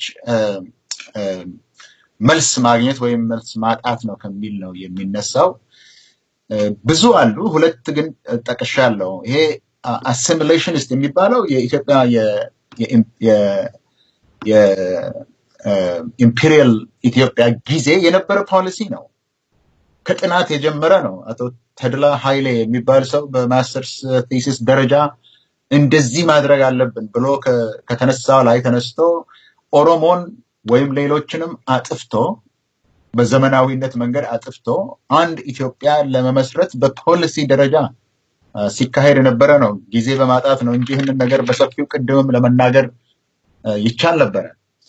ምክንያቱም ወረራ በሚደረግበት ጊዜ በኦሮሞዎች እና በሌሎች ላይ በሚደረግበት ጊዜ ያ ወረራ መሬትን ለመቀማትና ገባር ለማግኘት ብቻ ሳይሆን ማንነትንም ለማጥፋት ነው የነበረው። ይሄ assimilationist የሚባለው አሁንም ድረስ ውድቅ መሆኑ ታውቆ ከደርግ ጊዜ ጀምሮ በተለያየ ደረጃ መልስ እየተሰጠ ጥቃቅን መልሶች ይሁኑ እንጂ መልስ እየተሰጠ የመጣው ነገር አሁንም አልሞተም። አሁንም እንኳን አልሞተም። ቅድም ጸጋይ ሲናገር የተናገረው ነው። በሰው አስተሳሰብ ውስጥ የነዚህ ኢትዮጵያኒስት አይዲዮሎጂ አቀንቃኞች ውስጥ አሁንም አለ። እኛ እንነግራችኋለን፣ ታሪካችሁ ምን እንደሆነ እኛ እንነግራችኋለን፣ የምታቆሙትን ሐውልት እኛ እንነግራችኋለን፣ የምትፈልጉትን ፖሊሲ እኛ እንነግራችኋለን የሚለው ይሄ ሄጀሞኒክ ያልከው አሁንም በልሂቃኑ ደረጃ ላይ አለ። የኦሮሞ ፕሮቴስት የሚባለው ግልጥ አድርጎ የተናገረው ነገር ያልታያቸው ኢትዮጵያ የሚሉት ይሄ አንድ ኢትዮጵያ የሚሉት በታሪክ ውስጥ ያለች ኢትዮጵያ እንጂ ወደፊት የምትሰራ ኢትዮጵያ መሆኑ ያልተገለጠላቸው ይሄ የበላይነት የሄጀሞኒክ አይዲዮሎጂ ነው ኢትዮጵያኒስት ነው የሚለው አለ የሚሉ እሱን የሚናገሩ አሁንም ድረስ አለው። እሱንም በጽሁፍ ውስጥ ተናግሬያለሁ ምን ጂኒኦሎጂ እንዳለው ከየት እንደጀመረና አሁንም በቅርብ ጊዜም በተለያየ መልክ ሲገለጥ እንደነበረ። accommodationist ያልኩት እንግዲህ assimilationist ያልኩት ይሄ ሁሉንም አጥፍተን ኦሮሞ የለም አማራ የለም ምን የለም ሁሉ ኢትዮጵያዊ ሆኗል የሚለው assimilation የሚለው እሱ ነው። እሱ ውድቅ ይሁን እንጂ በፖሊሲ እና በተግባር ደረጃ እንደ አይዲዮሎጂ አሁንም አልጠፋም። ሬዲዮ ከፍተን ስንሰማ እነዚህ ለዋዜማ እና ትሮኖስ ወይም ሌሎች ቲኤንቲ የሚባሉት እዛ ላይ የምንሰማቸው ነገሮች እነዚህ ናቸው። አኮሞዴሽኑ ምን ቋንቋቸውን ሰተናቸዋል። ቋንቋውን አታክ ማድረግ አስቀድሞም ማንነትን መዋጋት ነው የነበረው፣ መሳሪያ ነው የነበረው። ቋንቋቸውን ሰተናቸዋል። ኦሮሞ ኦሮሚያ አለው ቋንቋውን እየተናገረው ሁሉ ነገር ተመልሶለታል ከእንግዲህ ምንም አይፈልግም ምንም ሌላ ጥያቄ የለውም የሚለው አለው እንደዚህ ብለው የሚናገሩት በመንግስት ደረጃ ያለ በኢህአዴግ ደረጃ ያለው የቲፒኤልኤፍ አቋም ይሄ ነው መልሱን መልሰናል ከእንግዲህ በኋላ ጥያቄ የላችሁም ከዚህ በላይ ጥያቄ ካነሳችሁ ቋንቋችሁንና አካባቢያችሁን ከማግኘት በላይ ቋንቋ ካነሳችሁ የኦነግን አስተሳሰብ ነው ይዛችሁ የተነሳችሁት የኦነግ አስተሳሰብ ደግሞ መገንጠል ነው የሚል ነው እንግዲህ ኦሮሞ ጥያቄው ሁሉ ተመልሶለታል የፖለቲካ ጥያቄው ተመልሷል የኢኮኖሚ ጥያቄው ተመልሷል የባህል ጥያቄው ተመልሷል የሰብአዊ መብት ጥያቄው ተመልሷል አንድ ቋንቋና አንተ ስለተሰጠ ብቻ ከዚህ በኋላ ምንም የፖለቲካ ጥያቄ የለውም ጨርሷል ከዚህ በኋላ የሚነሳው ነገር ሁሉ አገር መገነጣጠል ነው የሚባለው ከዛ ነው የሚነሳው ከነዚህ ነገሮች ነው የሚመነጩት የሚስማሙትም እቺ ካርታ ሁልጊዜም ታስፈልገናለች እዛ ውስጥ ያሉት ሰዎች አይደለም እዛ ውስጥ ያለው ሰው በልቶ ቢያድር መብት ቢኖረው መብት ባይኖረው አያስፈልግም ካርታው እስከተጠበቀ ድረስ የሚሉ እዛ ላይ ይስማማሉ የፖለቲካ አንትረፕረነርስ ናቸው ለዚህ ነው ይሄንን ሐሳብ ያላቸው እነዚህን ነገር ለመግለጽ ነው እነዚህ ሁለት ቃላት የተጠቀምኩት በጣም አመሰግናለሁ ጸግሽ አሁንም ወደ አንተ ሳልመጣ ሌላ ተጨማሪ ሐሳብ ወይ ደግሞ እንደ ምሳሌ ሊጠቅመን የሚችል ነገር አነሳለሁ አሁን ስኬል አሲሚሌሽንስት እያለ የሚገልጸው እንግዲህ በዛን ጊዜ ጥቂት አጋጣሚ አግኝተው የተማሩ በንጉሰ ነገስቱ ጊዜ ማለት ነው በንጉሰ ነገስቱ ጊዜ ጥቂት አጋጣሚ አግኝተው የተማሩ የኦሮሞና ከደቡብ አካባቢ የመጡ ሰዎች ነበሩ እና የራሳቸውንም ኦቶባዮግራፊ አስቀምጠው ያለፉበትን መንገድ በአጋጣሚ የነገሩን ጥቂቶች አሉና ይሄ አሲሚሌሽን ራሱ ውድቅ እንደሆነ እንግዲህ በታሪክ ሂደት አይተናል ውድቅ መሆኑ ብቻ ሳይሆን ሀገሪቷንም ለአደጋ ያጋለጠበት ሁኔታ ነው ያለው ምክንያቱም ማንንም የአገር ባለቤት ባልሆነበትና በጣም ጥቂት የሆነ ማይኖሪቲ አገርን እየገዛ ሰውን እየገደለ ያለበትን ሁኔታ የወለደ ሁኔታ ያለበት ነው ያለው እና አሁን ለምሳሌ ከኦሮሞ ኢሊቶች እስኪ አንድ ምሳሌ ልውሰድ ይሄ አሲሚሌሽንን በተመለከተ ማንነትን የራስን ማንነት አስቀምጠ ይሄ ነው የሚያስፈልግ ማንነት የሚባለውን የተቀበሉትን ሰዎች እስኪ እንመልከት ለነሱ ራሱ ቦታ ሰጥቷል ወይ የንጉሰ ነገስቱ ጊዜ ቦታ እንደከለከላቸው ነው የኢትዮጵያ ታሪክ የሚነግረን አሁን ጀነራል ታደሰ ብሩን እንውሰድ ለምሳሌ በፖሊስነት ሲያገለግሉ በውትድርና ራንክ ተሰጥቷቸው ይሄንን ሀገር ሲያገለግሉ ኦሮሞ ሆነው ነው የተወለዱት በደም ግን ለዚህ ስርዓት ታማኝ ሆነው ኦሮሞነት የሚባል ነገር ትክክል አይደለም የሚባለውን ተቀብለው እያገለገሉ ነው ይኖሩት እኚህ የመጫናቱ ለማመረዳጃ ማህበር ሲቋቋም ራሱ እኔ ልጆቼ በደም ግማሻቸው አማራ ነውና እኔ ወደ ጎሳ ፖለቲካ አሁን በኦሮሞ ላይ የሚቀርበው ትክክል ያልሆነ ክስ ማለት ነው የጎሳ ፖለቲካ ውስጥ አልገባም ብለው መልስ የሰጡበት ሁኔታ ነው ያለው ነገር ግን እሳቸው ይሄንን ነገር ያራመዱ ያለ ለሳቸው ራሱ ለእንደዚህ አይነት ሰው በቃ ትቻለው የኔ ማንነት ትቼ የናንተን እቀበላለሁ ላለው ራሱ ቦታ በመጥፋቱ ተገፍተው ነው ወደ መጫናቱ ለማቀርበው አሁን እንግዲህ እስከ መሪነት ደረጃ የደረሱት ማለት ነው እና ያ ነገር ብዙ ነገሮችን የሚገልጽ ነው የሚመስለኝ እቺ ምሳሌ ብዙ ነገር እቺን ሀገር ለችግር ምን እንዳጋለጣት የኤርትራን ጉዳይ ጨምሮ የኦሮሞን ጥያቄ ጨምሮ እንዲህ አይነት አፕሮች ያሉትን ማንነቶች መርገጥና አንዱን ማንነት ትልቅ አድርጎ አግስፎ በመንግስት በጀት በመገንባት በሌሎቹ ላይ ማስቀመጥ መጫን ካልሆነ ደግሞ ስራ መከልከል ስራ ስታገኝ ደግሞ መግፋት እንዲህ አይነት ታሪክ ውስጥ አልፈን ነው እንግዲህ እንደዚህ አይነት ነገሮች አሁን የህዋት መራሽን መንግስት ደግሞ እንመልከት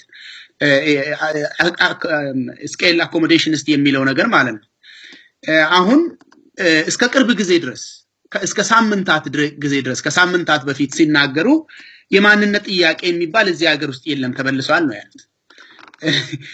በፍጹም የለም እዚህ ሀገር ውስጥ የማንነት ጥያቄ የለም ብለው በተደጋጋሚ ነው የተናገሩት። ያለው ጥያቄ በጣም ግልጽ የሆነና ህዝቡ የሚያውቀው ጥቃቅን የሆነ የአስተዳደር በደሎች ወይ ደግሞ ባድ ጋቨርናንስ ነው እዚህ ሀገር ውስጥ ያለው የሚል። በተረፈ ቋንቋህን ትናገራለህ፣ ክልል ሰተንሃል፣ ምን የምትጠይቀው ነገር አለ የሚል አንድምታ ያለው ድምጽ ነው። እንግዲህ እነኚህ ሁለቱ አካሄዶች የሞተውም በህይወት ያለውም በፕራክቲስ ማለት ነው፣ በፕራክቲስ የሞተውም በፕራክቲስ ስልጣን በጉልበት ተቆጣጥሮ ያለውም ሁለቱም ለዚህች ሀገር ሰላም አልፈጠሩም። እንግዲህ ሁሉም ሰው እንደተጨነቀ ነው ያለው፣ ሁሉም ሰው እንደተጣላ ነው ያለው። እስኪ ጸግሽ በዚህ ላይ እስኬል ባነሳውም ሐሳብ ላይ ተንተርሰን ያለፉትን 50 ዓመታትን ስናይ አሁን ያለንበትን ችግር ስናይ ኢትዮጵያ ዌይ አውት ወይ ደግሞ መፍትሄ ምን ሊሆን ይችላል? ያሉትን ማንነቶች እንዴት ብናስተናግዳቸው ነው?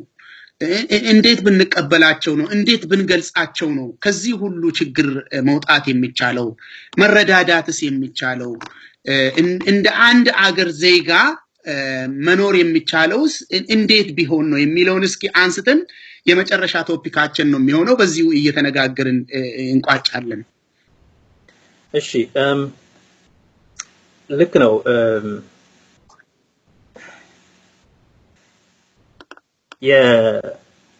የሞዴሎቹ ናቸው አይ ቲንክ የኢትዮጵያን ሀገረ መንግስት ግንባታ የተከተልናቸው የመረጥነው ሞዴል በግልጽ አሲሚሌሽኒስት ማለት የሆነውም አሁን አኮሞዴሽኒስት ሆኖ ግን ስቲል አሁንም አሲሚሌሽኒስት ነው ብዬ ነው ማምነው ነው ኢህአዴግ የሆነውም የተከተሉት ሞዴል ለሀገር ግንባታው የተጠቀሙት መሰረታዊ መርህ አንድ አይነት ነው። ያኛው በግልጽ ያው አንድ ሀገር የማድረግ ዓላማው ነበረ የንጉሠ ነገስቱ ዘመን ሀገሪቱን አንድ ማድረግ፣ ስልጣንን ማማከል እና ስልጣኔን ማስገባት ያው በጣም አስፈላጊ ነገር ነው ተብሎ የመጀመሪያ አጀንዳ ተደርጎ ነበረ። ስለዚህ በዛ ደግሞ ይሄንን ሀገሪቱን አንድ ማድረግ፣ ስልጣንን ማማከል እና ይሄ ደግሞ ከቅኝ ግዛት